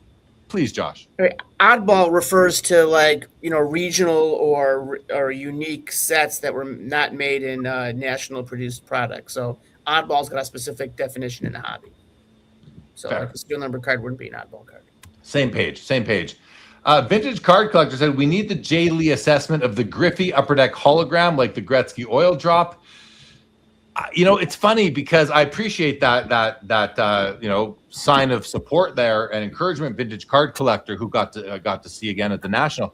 But the problem there, I'm just not nearly as interested in that. To me, it's like similar to error cards. I have no interest in error cards. Just me. They don't interest me. I don't find them enticing whatsoever. So the way the hologram was printed, if it was a little bit off that day, the hologram stamping machine was just maybe, had a few bubblies earlier in the day, the machine or the machine operator, I find that to be of zero interest. So I appreciate it, but you're not going to get that out of me because I don't care about it.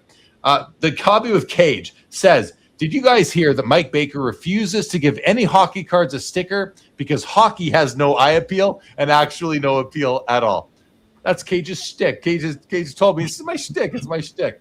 It's okay, Cage. We still appreciate it. Colin Murray, what's up, buddy? Dave Marone, who's the man behind the Sports Cards Live shirts and hats. Thank you, David Marone. He's a football vendor at the National and the Expo. He did a great job on the hats and the shirts. Brad's Vintage said Leighton was very generous to have his $100 an hour giveaway. So every hour at the Just Collect booth, Leighton, by random draw, gave away $100 to an attendee. Brad won one of them, was very thankful for the opportunity to put it towards a nice card. Isn't that wonderful? When we were talking about the Mickey Mouse and Superman cards earlier, Brian goes, non-sports cards are a lifestyle, which is an astute comment. Foul Ball had a nice comment about Leighton, said a good dealer like Leighton buys collections, maintains inventory, knows the hobby, takes the risk of holding cards, and gives collectors a place to find what they're looking for. His follow-up comment, which I didn't star, I should have, was the opposite sort of sentiment towards flippers. Brad said, congrats, Jeremy. Love seeing your excitement for these cards from the Mickey Mouse, finding that grail. It's so much fun to identify with a grail for yourself, and then the hunt for it, the search for it, and then the acquisition. So much fun. Mookie here said Mickey Mouse is the Babe Ruth of non-sport, and neither of them really existed if you ask PCA. What's PCA? Josh? All right, that's the Cubs outfielder, Pete Crow Armstrong. Oh, I heard that. Yeah, he mentioned about Babe Ruth, but Pete Crow Armstrong's not going to win MVP this year, so that's okay. Yeah. I heard him say is that his legit take that the Babe Ruth never existed? No, I don't know I didn't listen to the whole thing. I saw a clip of it somewhere, and I kept scrolling, but that's what he's referring to. Michael Rader said many non-sports sets are catching on. They are rapidly increasing in value. This is a similar, like when I read this comment, I think to myself, like, yeah, people are looking for other things to collect. We collect cardboard. People always say to me, what'd you find at the National? Any did you buy any hockey cards? Did you find any hockey cards? I wasn't looking for really for hockey cards. I was looking for that's not my main pursuit. I think that because I haven't bought a vintage hockey card, bought one, a 53 Maurice Richard at the Expo a couple years ago, but I'm looking for other things to collect. And I think a lot of people are looking for other things to collect. And I think that's maybe why non-sports sets are catching on, partially anyway. Arthur said the number 92 Walt and Mickey in a PSA 6 from REA sold the other day as well. That's the other card that David bought. The second appearance of Walt in the 35 set. Thank you, Arthur. Hello to there's Becca again saying hello earlier. We had Eric from Those Back Pages joining us. Mid-Atlantic said Mickey Mouse is just the tip of the iceberg. Many sleeping giants in non-sports. Yeah, I think that's possibly. Terp says, I don't care what people say about the National. I've been 6 years in a row now, and I wouldn't miss it for the world, seeing old friends every year. I won't miss it either if I can help it. Mon said, this is about Gary V. He says he's pumping fiction because that's what V-Friends is. I just wonder, does Gary V truly love fiction? And did he create a, Josh says no, Gary V doesn't truly love vintage, or did he create a V-Friend set because he actually likes fictional characters, want to create his own because he's in a position to do it? I don't know, he seems to be pretty passionate about it. I do. I love it. Why couldn't he? Maybe he truly does, but anytime you have influence and a big followership and you express your love for anything, you're automatically a pumper. That's just the way the internet works. Arthur said, go ahead, David. About that. Yeah, I just have a question for you. He also mentioned that he has recently purchased 50 48 leaf Jackie Robinson cards. Didn't say recently. I think he said over the past 10 years or something like that. Oh, has it been over the last 10 years? Yeah. Do you have any kind of thought on that? Is that negative? Is that positive? Do you care? Do you not care? What's your thought on somebody owning 50 leaf, 48 leaf Jackies? Obviously, it's an investment. That is, it's like I said to David in private the other day. I'm not out there buying multiple copies of my Mickey Mouse cards because I only need one as a collector. And then I realized, I said this out loud to David, I think we're on the phone, and it made a lot of sense to me. Interested in what you guys, you can just nod if this makes sense to you or shake your head if it doesn't. But to me, and there is an exception, and Josh Adams is the exception to this with your 90 leaf Frank Thomas's. And there's other exceptions like that. But to me, I only need one copy of a card as a collector. If they're all identical, patch cards, variations can be a little bit different. But the moment that I buy a second copy of a card, to me now I'm moving from collecting. That second copy is no longer for me as much of a collectible. It becomes an investment. And I would rather continue to collect cards before I invest in them because there's other cards I want to own before I want multiples. So that's where I'm at. Why are you shaking your head, David?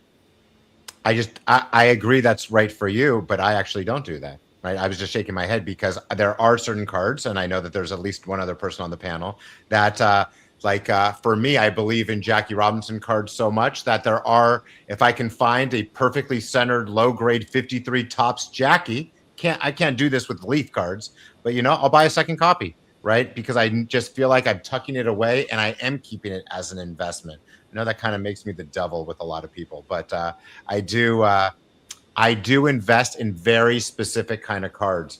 Now, I don't have the cash to buy 50 leaf cards, but if I did, I understand it because I love the hobby so much and I believe in the hobby so much that I understand investing in that way, even though I think it turns a lot of people off to hear things like that. I agree with you. Go ahead, Joe. I mean, I have two Duke Kahanamakus. I have two Sport Kings Jim Thorpes. They're cards that I love so much, and each of the copies are unique, right? Like they're not spectacular copies. They have character, so to speak, and I appreciate them each. And I love the issue so much that owning two doesn't feel like a investment. I mean, unless you say everything's an investment, I mean, that's equally true. But I prefer owning another issue of those two cards. I got a second T206 green Cobb. I don't know if I'll keep it, but it's a card that I appreciate enough to have two in my collection. You know what, Joe, when Dave and I were talking about this the other night, we brought up your new Cobb. I think David made the mention, and I was able to find an exception as well there because I know you. I was talking about more for me, like if I'm buying that second card, and I think maybe I didn't word it that way, so I apologize because I think I did say there's an exception, like what Josh does with the Leaf, where it's more of like a gimmicky thing for him. But I certainly think there's an exception for what you're doing as well. I mean, they're 90 Leaf cards. He buys them for $10-20, right? So it's a fun thing. But for you, Joe, and I think others too, yeah, like there's people who want the, a copy of the card in all the different conditions. I don't know that that's investing as much as it's collecting cards in different conditions. You are a very discerning collector though, Joe, when it comes to like important vintage. And so because I know you, I don't think that you're doing that. You're buying it. I think you understand that you are deploying your capital and you do care about the value of your cards, I think. But yeah, I can carve out an exception for you there as well. And I'm sure many other people. So you can see how, yeah, there's lots of potential nuance there for sure. Yeah. Okay. I'll go to another comment here. Becca was saying hi to you, Jeff. Very nice. Becca, always good to see Becca. Arthur picked up the Superman Lex Luthor at the National in a PSA 8. That's super high grade. Pop 7, one higher. The Superman Lex Luthor is, Lex Luthor's a little guy in the card, but it is the first appearance of Lex. I tried to find a copy at the National. I couldn't find one for myself. It's still on my want list. Bob Boozle says, will Hart choose what's behind the door on the left or the door on the right? That's you, Jeff Hart. This copy, when you first joined the show, Bob Boozle wondered, because if you just look at your screen, it's kind of, you got two doors behind you. It's just a funny comment. Becca said, so much psychology and influence these days. I love talking about the psychology. Influence is a part of society now, but I love the psychology discussion. I know it's one of the things that Hoj and Joe bring immense amounts to this panel, which is why we love having them here. Bob Boozle says, Jeremy's now the president of the Mickey Mouse Club. Sundin said, Jeremy, I'm shooting off Roman candles in my house to celebrate your recent purchase. Very happy that I've identified the Mickeys as grails for myself. Ace of Great said, I'm priced out of many 90s and early 2000 grails, NBA grails. Grabbing a baseball or football player of those same grail sets gives you the chance to enjoy something that's otherwise out of reach. Comes back to substitutes. I don't know about you guys, but I'm priced out of MJ credentials and rubies and PMG. So you look at maybe other players in those sets to still own a piece of what are, again, iconic sets like that. Eric says, yes, Christina was the real MVP. Mollico, got to meet Mollico at the show. Good evening to you. Orlando says, cards more than money. Some rare cards are only available once. Buy it when you see it. I love the buy it when you see it mantra. E105, to my wife's chagrin, I also love cards more than money. Steve Lane said this was a really interesting comment from Steve Lane earlier. A $20,000 mantle card will increase in value, whereas $20,000 in cash will decrease in value over time due to inflation. It's an interesting thing, right? If you've got a savings account in the bank and it's not earning, like, it's not like in a money market or something like that, you might be earning, 0.2% interest type of thing. And over time, that money is getting weaker and weaker, but certain cards over time have done better. Now, this comment does assume that this will always be the case. I think it seems like he means even moving forward, but I shouldn't put that intention in his mouth. He may just be looking backwards, but we still don't know. They say history is an indication of the future and history will repeat itself. I think a lot of us believe that, but is that always going to be the case? I just don't know. Flint Hall agreed with you, Josh. He said, I agree with Josh. None of this is healthy. The state of the hobby. And I took a note when I saw that, like, healthy of what? Healthy in what way? Why isn't, and this is not me arguing, this is me devil's advocate. Why isn't this healthy? Because when a card, I'll give you an example, like that Jordan in a base 10 goes up such an exponential amount in a very short period of time, it's going to come back down. Like, no one seems to believe in gravity here, which is like wild to me. Like, the hobby's been around for a very long time. Stuff's going to come down. Like, I'll give you an example.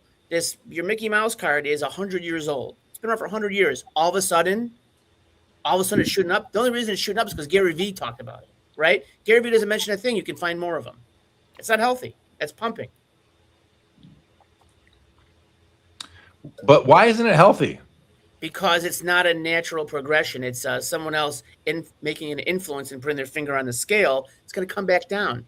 That is just the same as not insider trading, but market. It's market manipulation is what it is. So that's not a natural market. So it's unhealthy for whom? the guy spending $48,000 on a PSA 10 Jordan base card. Right. But is that if that's unhealthy for that person, isn't it very healthy for the person who sold it, and therefore you have a zero-sum game? Well, it's predatory. So it's I don't know if it's healthy. Neither is healthy. I mean, you can make excuse for either side, but it's bad for both sides. So is it predatory if I bought my Mickey Mouse card for $1,000, but now after Gary Vee talked about it, more people want it, so now it's worth $5,000, and I go sell that for $5,000? No, because is that predatory of me to go sell it now that it's gone up in value? No, but you're ignoring one half of the equation, Which is that a third party.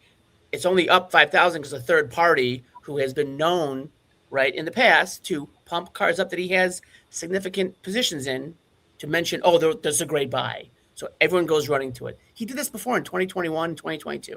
People have a short memory. Okay. So it's so what you're saying is it is unhealthy financially for the people who are paying these amounts because they're going to eventually sell them at a loss, and that's unhealthy. Yes, absolutely. And then they're going to be out of the hobby because they're going to get killed on this, and they're not going to, like we just talked about, putting money back in the hobby. They're like, this is dumb. I'm getting murdered. I'm going to do something else. I'll go back to stocks. So it's if you want to keep someone in the hobby as a collector, this is not the way to do it. Go ahead, David. I want to ask Josh, but can't sometimes something go on the radar maybe over a pumping scenario and it's still not to go down after that happens? For an example, how about like the Gretzky, McNall, Wagner that I think went on a lot of people's radar at that time. I don't think it's gone down since, right? Like as that card ended up getting some artificial information, right, that came out of nowhere to be able to. So, like, does it have to come down? I'm not laughing at you. No, it doesn't. But that also that Gretzky, that card is a very unique, right, one of a kind in its own realm. But I understand what you're saying, and you're 100% right. Yes, absolutely could. See, I just think like the Mickey Mouse case is interesting because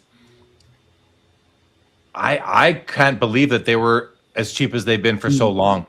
So to me, it's like this card is due for some appreciation. Same with the Superman. The Superman cards, I don't know anybody who is pumping Superman, but I hear people telling me that you could have bought these cards for $500 or $60 even for years and years. All of a sudden, people realized, and including myself, I was like, wait a second, this doesn't make sense how cheap these things are.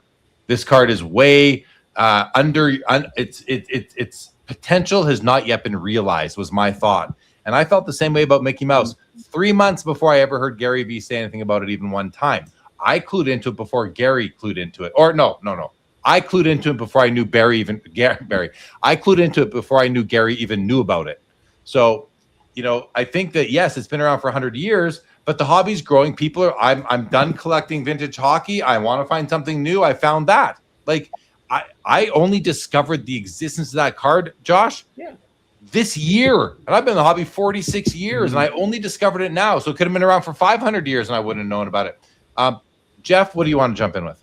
Yeah, so I completely agree with that. I think just people have been in the hobby for 30, 40 years. And, the reason why I think the market isn't where it's now is because there's a lot of new people that are in the hobby and they're just, getting their feet wet. And so if there are people that have a microphone and they, make people aware of something they just didn't know was there, that is maybe, uncovering rocks, basically giving more demand to a market. Right. And if that demand ends up sticking because someone actually falls in love with something or they like it, I think that could be a turning point for whatever card or item that is, once more people discover it or are aware of its importance.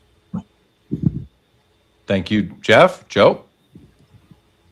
One thing that stood out to me, and I'm not raising this question because I even think I know the answer, but Josh, when you use the word like natural, like that's not a natural progression of the market, or maybe some people would use the word organic. right? I think that's an interesting question. Like, what is a natural movement of the market or fluctuation of the market? What would we, how would we characterize that versus something unnatural? Look at 33 Gaudi roofs. They were like $1,000 for 25 years. And honestly, the past, 8-9 years, they kind of slowly crept up. No one's getting on a YouTube channel and telling, hey man, buy as many 33 Gaudis as you can. But those, they're abundant, right? There's a lot of them, but it's Babe Ruth. It's a accessible card and people are going towards it. And I think that'd be an example of like a natural progression. I just want to, Mike Petty, I mention it every episode I start. Mr. Minty does not use any solutions. There's no spray. There's no solutions. It is substance free, Mr. Minty. So just to be aware, I'd rather we weren't spreading falsities in the chat about a great sponsor of Sports Cards Live. Please, Mike Petty, and thank you. Okay. Where were we with that then? We were talking about the health of the hobby, and yeah, listen, I'm just playing devil's advocate with that because it is a zero-sum game. We're always so protective of the people who are buying cards wrong. Don't buy the wrong cards. We're always worried about how much what people are buying. We never really care about the sellers in these cases. We're never really concerned about the people that sell too early or sell too late. The hobby only cares about the buyers. But guys, this is money moving between people on a regular basis. That's what's happening here. So if it's unhealthy for somebody to buy the wrong card, it's healthy for somebody else. Now, when that person is a media mogul, the hobby generally doesn't take kindly to that. But if it's just a regular collector who is maybe an unknown person who bought the card and then it went crazy for whatever reason, it's very healthy for that person to take $1,000 and turn it into 50 or more or whatever to earn a crazy return. So I mean, it's just a comment. It's like either way. And in a way, it's like I care about the health of the hobby long term because I love this hobby, but at the same time, like I think that we should be living in a buyer beware sort of world right now because there is so much shenanigans going on out there that if you're buying based on what anybody says, you have to check yourself and you have to take some accountability because you're gonna want to blame somebody else. But you know what? No one put a gun to your head and forced you to buy anything. Just the way it works. That's the way that takes some accountability and don't just blame somebody for pumping a card that you fell for, went to buy it. But we would rather blame somebody else than ourselves as humans, I believe. Joe? I'm thinking of a pie chart because that's sometimes how my brain works. And the pie chart in terms of this, how the market is operating. So I think it's fair to say that there's always been a degree of market manipulation, people doing things. So that exists, and maybe it exists in relation to this latest Jordan, PSA 10 metal base card. I don't know. I think there's also what I would call the tulip factor, which is, in my mind, natural.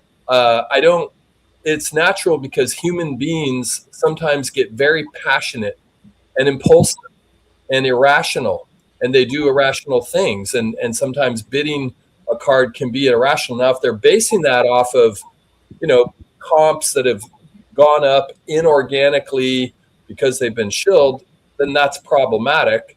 But I don't think it's just either or. I mean, I think there's some combination right now in the frothiness where there is a lot of optimism and a lot of excitement.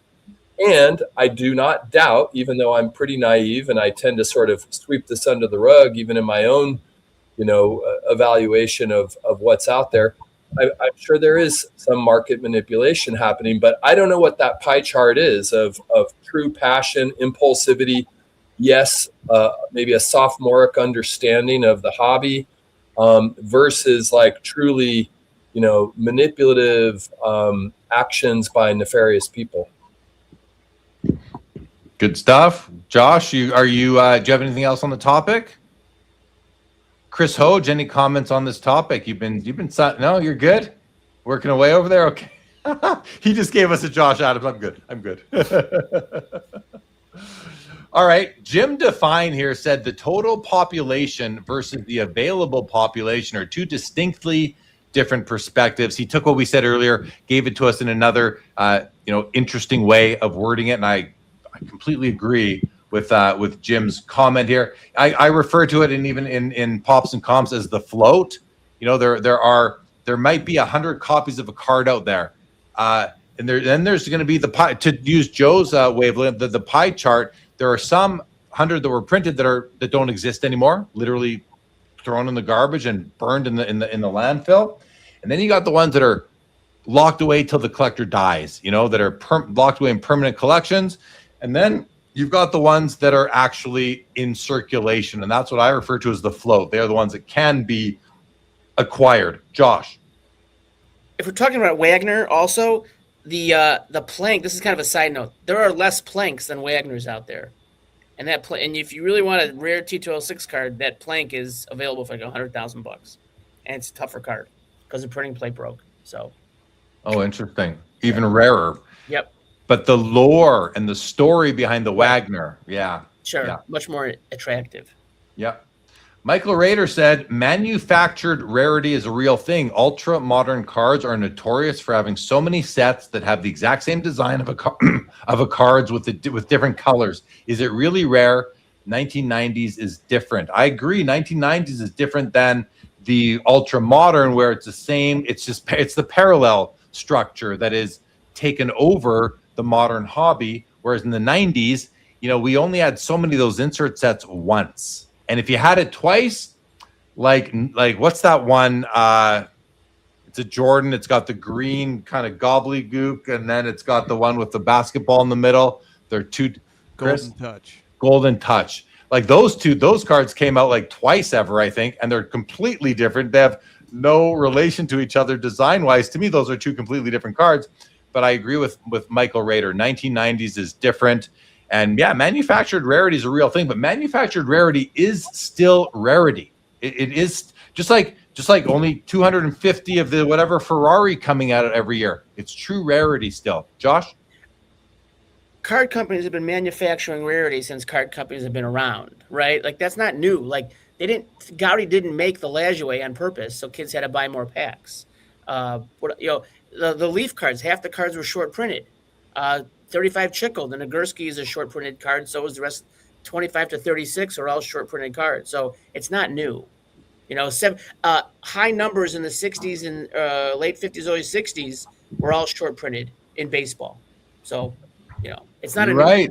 High nut, short printed. Yeah, good point. Good. And 48 Leaf, which I know David loves the 48 Leaf high numbers.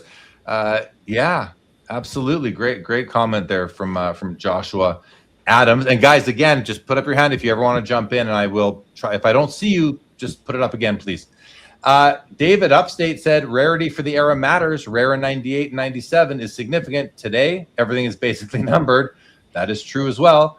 Jesse, Double O's card guy, says, I hate that we call cards with thousands of copies grails. Grails should be ultra rare and nearly unobtainable. Let's talk about this one for a second. I think this is worthy of discussion.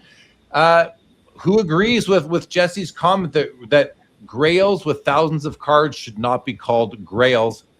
I do think, okay, I think I'm seeing David and Josh agreeing. I do think that, and I heard someone say it recently, I forget who, that grail is a subjective term. And, you can pick what your grail is. And I want to give people the freedom to do that. I don't want to say that you can't call it a grail. If it's like, maybe for you, a grail is a $300 card that you haven't ever seen, or you've seen a couple times. That might be your grail. Might not be hard for some people to get, but it might be hard for you to get. So I can see myself not completely agreeing with his comment, but but if you think of it's almost like the word goat. We bastardized the word, and I'm okay with it. Goats travel in herds. Well, grails are produced by the dozen sort of thing. There's not just one grail anymore. The way we use it, the hobby has liberated that term to mean something much broader than it did at the beginning of time. I think it's kind of like just to kind of adapt to it or not, because otherwise you're going to drive yourself crazy, because the term is just like everyone now is a legend. I see on Instagram, everybody is a hobby legend. Like if you have an Instagram account, you, my friend, are a hobby legend. Like so all these terms don't mean what they used to, and I don't think they've been replaced. I think we can leave that one there, right? Does anyone want to talk about the grailness of the grail ability of a card that is prevalent? Okay. Upstate said baseball cards will get a little cheaper at the MLB strike, but that means more affordability, which is a great thing for sustainability. Is that not a good comment? Affordability is a great thing for sustainability. So is a strike that results in modern baseball, ultra modern baseball, maybe it seeps out more because of the economy in those markets, but does the affordability mean greater sustainability? Do people agree with this, or anyone want to share some nuanced comments on it? I'm gonna look around. I think Chris is percolating a thought in his head, and if no, okay. Okay, no problem, we'll keep on going. Canucks fan said, who is the buyer is one of the greatest questions that Chris had asked. We always do want to know that. Yankees fan said, any hats left? He says, don't see them on your site. No, they're not. I sent you a message to email me for a hat. There are a few hats left. Yes, there are. Steve Lane said, does the panel have an opinion on the recent dispute between Steve Grad and PSA as to the validity of Rabbit Hole's 52 Bowman signed mantle? Now, I just want to update you. It is no longer I think Rabbit Hole, Justin, who owns Rabbit Hole Auctions, it's his uncle's card, Uncle Barry, who I had the pleasure of meeting at the National. Lovely man. Uncle Barry, that's what we call him. He's known as Uncle Barry now. Uncle Barry owns the 52 Bowman mantle, which Steve Grad put out a video on his YouTube channel like last week or just before the week leading up to the National, actually, basically dismantling the argument that it is a legitimate Mickey Mantle autograph and not some sort of clubhouse signature. I've heard arguments the other way that say that it just doesn't really make sense that Mickey Mantle in 1952 was worthy of a clubhouse signature. He was a nobody, or just not a star in 1952. There's no way to know. Dave and I were talking about this the other night as well. You know, how could he get it right on his first time to look so good? And I made the argument, well, the actual facsimile autograph is right below it, so he could have just copied it. Well, was it the first time? Maybe not. Maybe he practiced it on a piece of paper and then he put it there. But why would anyone signing on behalf of Mickey Mantle practice? Well, maybe he's signed 150 cards already like that, so he got good at it. Well, there's a gap between the A and the N in Mantle that is not there in other cases. And Dave and I were chatting. It's like, well, maybe as Mickey was signing, somebody bumped into him, or maybe as Mickey was signing, someone said, "Yo, Mickey," and he paused and he went back and wrote again. Like, I can see plausible reasons why that could be an authentic Mickey Mantle autograph. So, but I also, in my lens of the hobby and the graphers of our hobby and the autograph authenticators, in my world, Steve Grad is the foremost expert on autographs, and he's been doing it since the 80s, and so it's hard. And his argument is very compelling, very compelling. So that's my opinion, if that's even an opinion. Steve Lane calls it a dispute. I guess that's a fair word to use, but Steve Grad was not attacking the owner of the card, just the autograph. And was he attacking it? He was assessing it. So I think dispute is a bit of a strong word, Steve Lane, but I'm not going to dispute your use of it either. Go ahead, Jeff. Yeah, no, I agree with that. I mean, I watched a lot of content around the card, and I watched the Steve Grad video. And I mean, I certainly do trust his expertise as well, but I feel like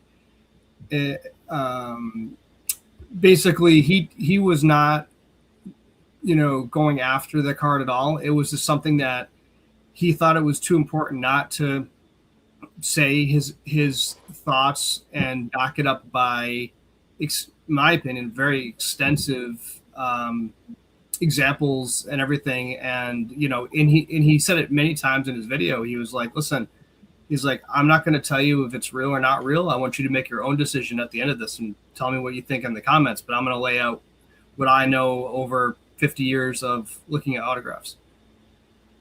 That's what he did.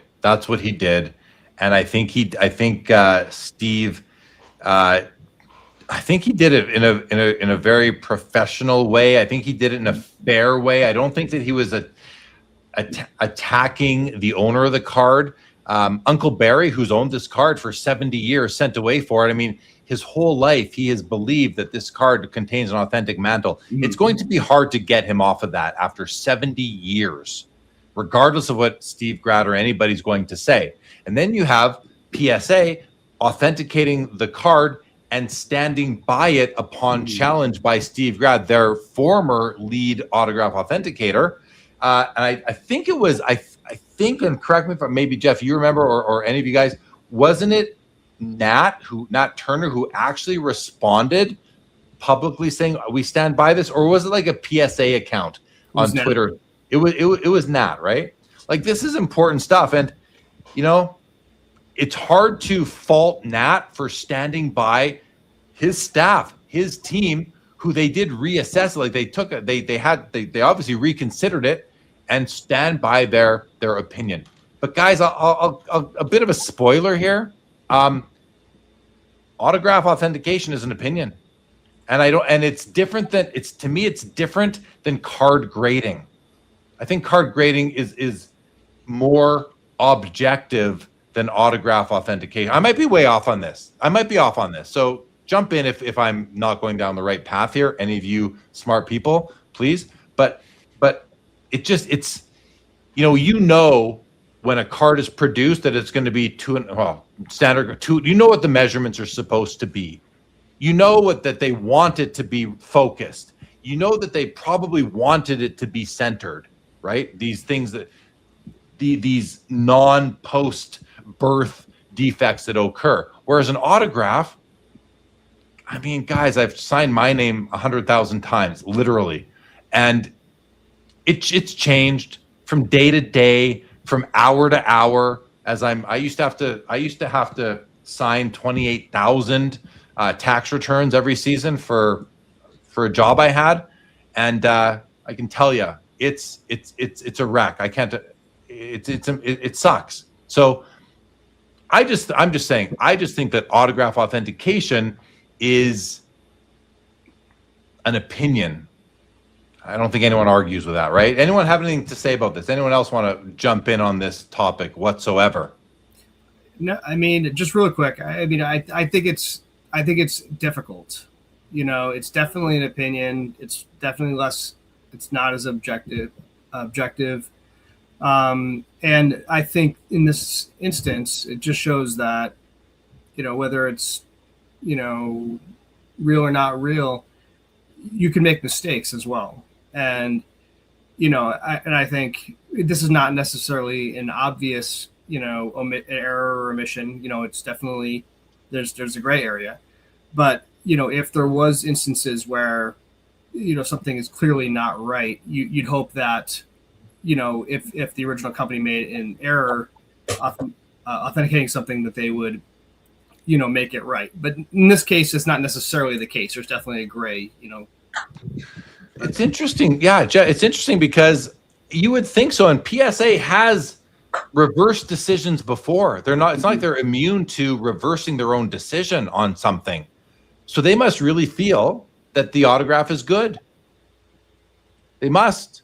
And I mean, listen, it's I don't envy them at all, because if you start with the autograph is good, now prove to me it's wrong, like, innocent until proven guilty sort of thing, that's something. But if you start with it's bad, prove to me it's right, that's a whole different approach. And it's like, that's kind of what approach do these do these authenticators take? Are they looking to disprove like what's their mindset?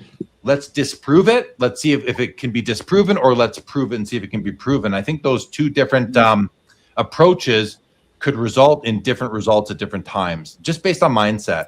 Yeah, I think, I was just gonna say, I feel like with autographs, you kind of almost have to prove it's real. That's kind of where my gut goes, is that because it's like you almost want to see things in the autograph that indicate that okay, this person definitely signed this, versus the other way around. Right. I think that's what they should do, but I don't play in those waters, so luckily for me, I don't have to concern myself with it. David Chase? I think to say that it's definitely real is almost impossible to say unless you've watched them sign it.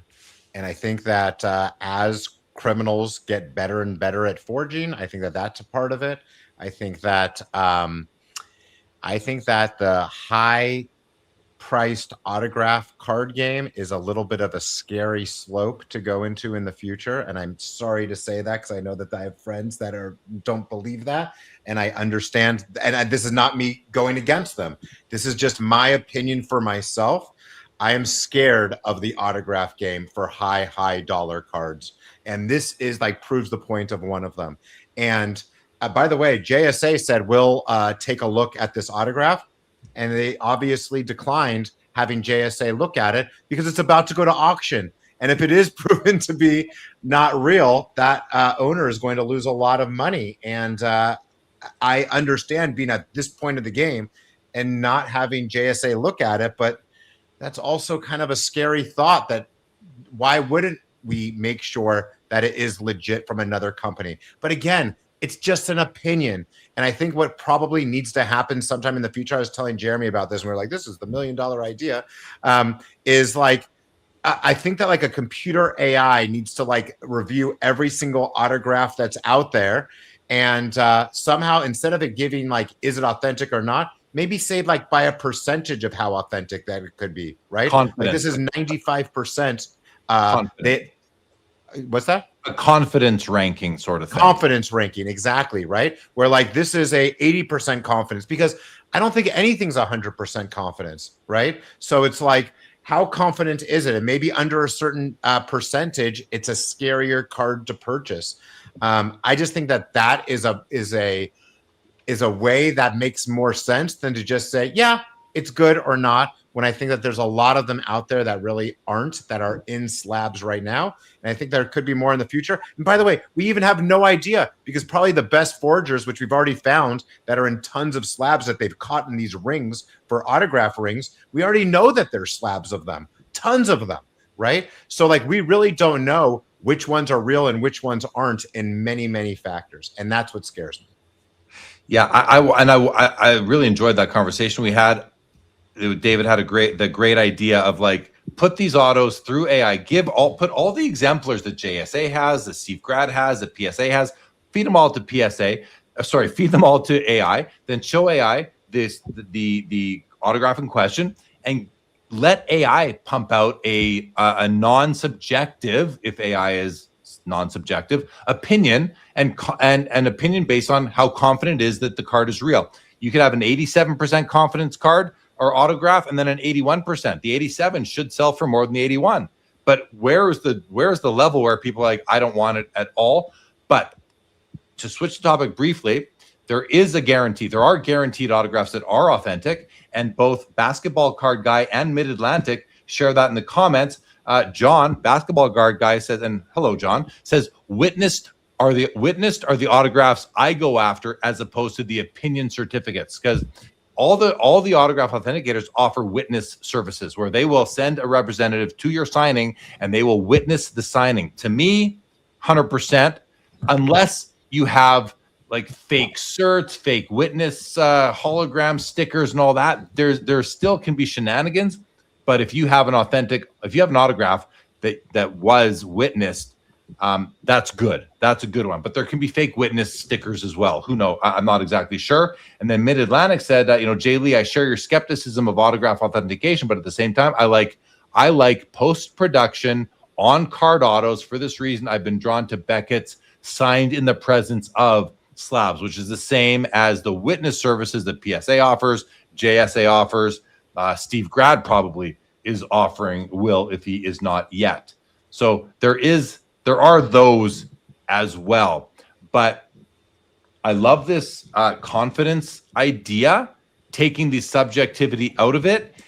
Yeah, but lots of great comments in the chat from you guys in the chat on this as well. So thank you to the chat for jumping. BP squared as a grapher. And by the way, a grapher is somebody who chases autographs. And Steve Grad, I don't know who BP squared is. Maybe I do. But Steve Grad is an OG grapher. He grew up in the grapher community and turned it into his career. So that's what a grapher is. I just happen to be aware of that. He says, but BP squared says, as a grapher, autograph authentication is more consistent. These companies have extensive libraries of signatures to compare to. Definitely opinion, but less questioning of results than with grading. Yeah, I agree, BP squared. I mean, I think grading I don't know. I was about to say I think grading gets it wrong more than autograph authentication does, but I have no idea because I don't collect non-pack pulled autographs. I feel very comfortable with every autograph in my collection. That's not true. I have 3 non-pack pulled autographs in my collection that are PSA certified back in the day when Steve Grad led that department. And I know they're good because of where they came, but that's a whole other discussion. So anyone have any thoughts? I think I've still got a few. No, I think I've gone through all the comments that I had kind of picked out. Now, there's been a couple hundred comments that I haven't even been able to look at, guys. But yeah, I see a lot of this. I thank you all for some great comments here. Jim asks, the PSA's guarantee doesn't apply to autograph authentication. Jeff, that's correct. Or who said that? Jeff, yeah. Yeah, I mean, listen, again, we come back to that whole buyer beware thing. Like, you have to be very confident. And I know some collectors who have become almost like autograph experts themselves. Like, they will study the autographs. They have their own exemplar catalogs, databases. But that is still a bit of a leap of faith, I think, to say that it's real. I don't know. It's tough. But the same thing can be said about cards. Every single slab card that I have here might be trimmed. There might be a counterfeit in my hands as well. We just don't know. I think one of the things you have to be in this hobby, or at least try to be, is a bit of a realist. Be a little pragmatic about it and say to yourself, okay, just like we talked about the confidence level of a potential autograph like authentication service, we have to look at our collection and say, what percentage of my cards have problems or not what I suppose them to be, whether it's a fake patch, a fake autograph, a trimmed card, a counterfeit card, or I should say an altered card or a counterfeit card. If you have 1,000 cards in your collection, what percentage of those are you willing to admit or even be comfortable with might be, not what you think they are? I don't know. I'm okay with maybe 1%. Like, I think I can tolerate that. I prefer it to be 0. Don't get me wrong. But I have to be real about it. And some people are laughing. Come on, Jeremy. It's not 1. It's 25%. Some people might think it's more. I don't know. Anybody have any thoughts on where we're at? And I've mentioned it before. Like, even with PSA, they are going to, we know and we accept, and it's okay that they're going to make mistakes. What is an appropriate error rate? What are they willing to accept? What's the hobby willing to accept? Obviously, the hobby's not willing to accept much, but we have to. We have no choice. We have to understand where we're at in this hobby and just price it into what we do. Price it into how we deploy our capital, how we allocate our hobby budget, and be happy that you can afford any of these luxury items anyway. I think that's something that we overlook a lot. I don't know. Maybe that's something we should end this episode on. But we don't have to end this. I want to at least offer comments to the 5 other panelists here. And even if there's a topic we haven't discussed yet that one of you would like to introduce, I'm happy to go there. To facilitate what I just proposed, we're going to go around the horn. We're going to reverse clockwise. We're going to start with you, Joe Perreault. Either final comments or something else you want to discuss. Yeah, I mean, I've had a lot of the PSA, DNA autos in my collection through the years, and I've slowly kind of moved a little bit out of them, but for me, it's kind of like you said, Jay Lee. It's like everything's kind of a risk in a way, and so it gets back to that point someone made earlier, sort of like diversification. What's your comfort level with like having a spectrum of, placements in your quote unquote portfolio, your collection, where you're probably exposed to a little risk with some of your in-person autographs, less so with maybe a gold vinyl 1-of-1, although that has volatility within itself. So like there's no cure-all perfect, bulletproof asset, but by blending them to some degree, I mean, that's what gives me comfort, at least. I'm not saying people should collect like that, but that's what gives me comfort. Yep. Joshua Adams, how about you to wrap up this episode? Just that it was good seeing everyone at the show last week. It was nice to see people from this chat. And I had a great time. Can't wait till next year. And I really like doing this show. So that's all I got to say. Love having you, Joshua Adams. And the chat loves you too, buddy. Chris Hoge. Great to be back, Jeremy. I'm fresh off my own peregrination from New York and Fanatics Fest back to Chicago. Just got home a few hours ago. It's good. It's good to be back, and I'm ready to say it, buddy. I'm ready to say that magical word. Appreciate that. Jeff Hart. And I know what you're talking about. We'll get to that, Chris. We will get to that. Jeff Hart. Thanks for having me, Jeremy. It's been great, and it's been great spending time here tonight, this evening with you all, and it was great to see everybody at the show, including obviously everyone in the panel, but in the chat as well. And on to another year that we have to wait until we get back to Chicago. I consider the National to be like the new year of the hobby. Like, calendar year ends December 31st. To me, the hobby year ends when the National ends. And now it's a new year. We're starting over again. We're ramping up to the next year's National. So right now we're basically early January. And that's just how I look at it. That's my own personal viewpoint of it. David Chase, over to you. To just end the last comment about what kind of risk tolerance I have. For me, I have zero risk tolerance if my card is authentic or not, right? It has to be real.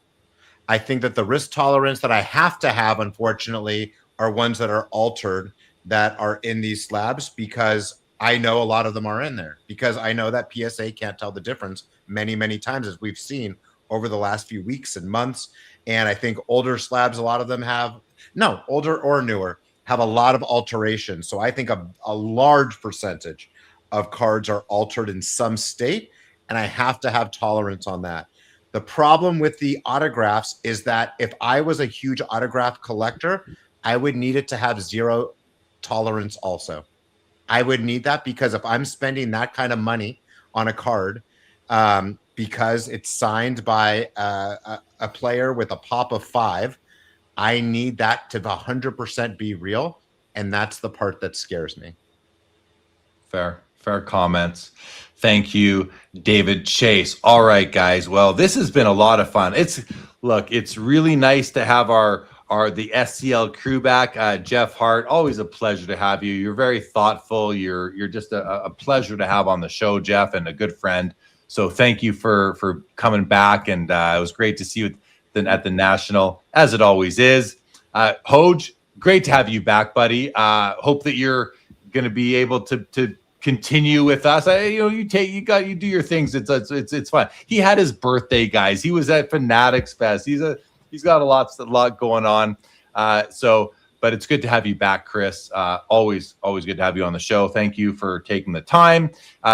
David, Josh, and Joe, you guys know how I feel about you. Always good to have you all with us on the show. To the chat, I apologize kind of not being able to keep up for the last hour or so, but thank you all for joining us tonight. As always, as we start, to me, the new hobby year, the 26-27 season. Really, this is episode 1 of the new hobby year, the way I look at it, which is just a fun way to do it. I will be back tomorrow night for the weekly Fanatics Collect Weekly Auction Ending Watch Party. We'll be buying a card to give away on Thursday on the show I call The Hunt, which streams exclusively to Fanatics Live in the Collect Originals department, which is a non-transactional department. Please come on over there. I want to thank all of the supporters, sponsors, partners of Sports Cards Live for allowing me to continue to do this and put everything I have into it on a regular basis. Couldn't do it without them. So thank you to them. I feel like this is this is almost a New Year kind of speech right now I'm giving, but I'll sum it up there. You can listen to these episodes, guys, on podcast. For those people who don't listen, I take this episode and I'm now going to divide it up into 5 or 6 podcasts, and it's going to stream now one a day starting tomorrow. And that's if we don't do a show here, we don't really have podcasts. Sometimes I have a few up my sleeve, like I did this last week. We had a couple of bonus episodes that never made it to podcast before. But I'm so excited for the next year and the future of the hobby. I love this hobby as much, if not more, than I ever have. A lot of it really and honestly, true to God, has to do with these people on the screen with me right now, all 5 of you, and the chat, and the experience I just had at the National. And we are so fortunate to have this hobby, this community. And it's funny because I was set up at a card show today, and it was a mostly TCG. There was the sports zone. Okay. There was literally the sports zone. I haven't seen that at a sports card show before. And this guy walking by with his TCG, kind of like making fun of my booth because I have pictures of men on cards. But I'll tell you what, I love pictures of men and women, Princess Leia, I talked about earlier, on cards. I absolutely love them. And I just love the space. And the market, the indices can go up, they can go down. I will still be here buying cards through all the peaks and all the valleys. You can count on that. Content's not going to stop, regardless of how many people may or may not like me. That's all okay. And to all my friends that I offended on the Hangover this week, I apologize. I did not mean to offend any of you. I love that you love the cards that you love and the holders that they are in. I was just having a little bit extra fun with my opinion that I do not like a certain slab, SGC. I just don't like the looks of it, but nothing against people who do. And I certainly did not intend or want to devalue. And I don't think I have a big enough voice to devalue any company's slab. So, but just so you know, I did not mean anything personal to anybody on that episode of The Hangover. I had a lot of fun with it. The thumbnail for the clip that made it to Sports Cards Live was sent to me as a joke by a friend of mine. I'm like, that can't go to waste. I'm going to use that and put a clip on Sports Cards Live. So I did not deliberately try to do any of that. But again, that's a foul ball to take us out. It says, collect because you love the cards. Let the value be the consequence, not the purpose. Foul ball, that might be one of my favorite comments you've ever made before. Guys, I'm going to read it again from our friend Foul Ball. It says, collect because you love the cards. Let the value be the consequence, not the purpose. Guys, come on. It's deep. Can we give Foul Ball a little bit of flowers for this comment? Like, that is incredible. Foul Ball, appreciate you. Appreciate that comment. Guys, for August the 8th, 2026, and we're going to go around. This episode, we're going to start here. This episode of Sports Cards Live is now over.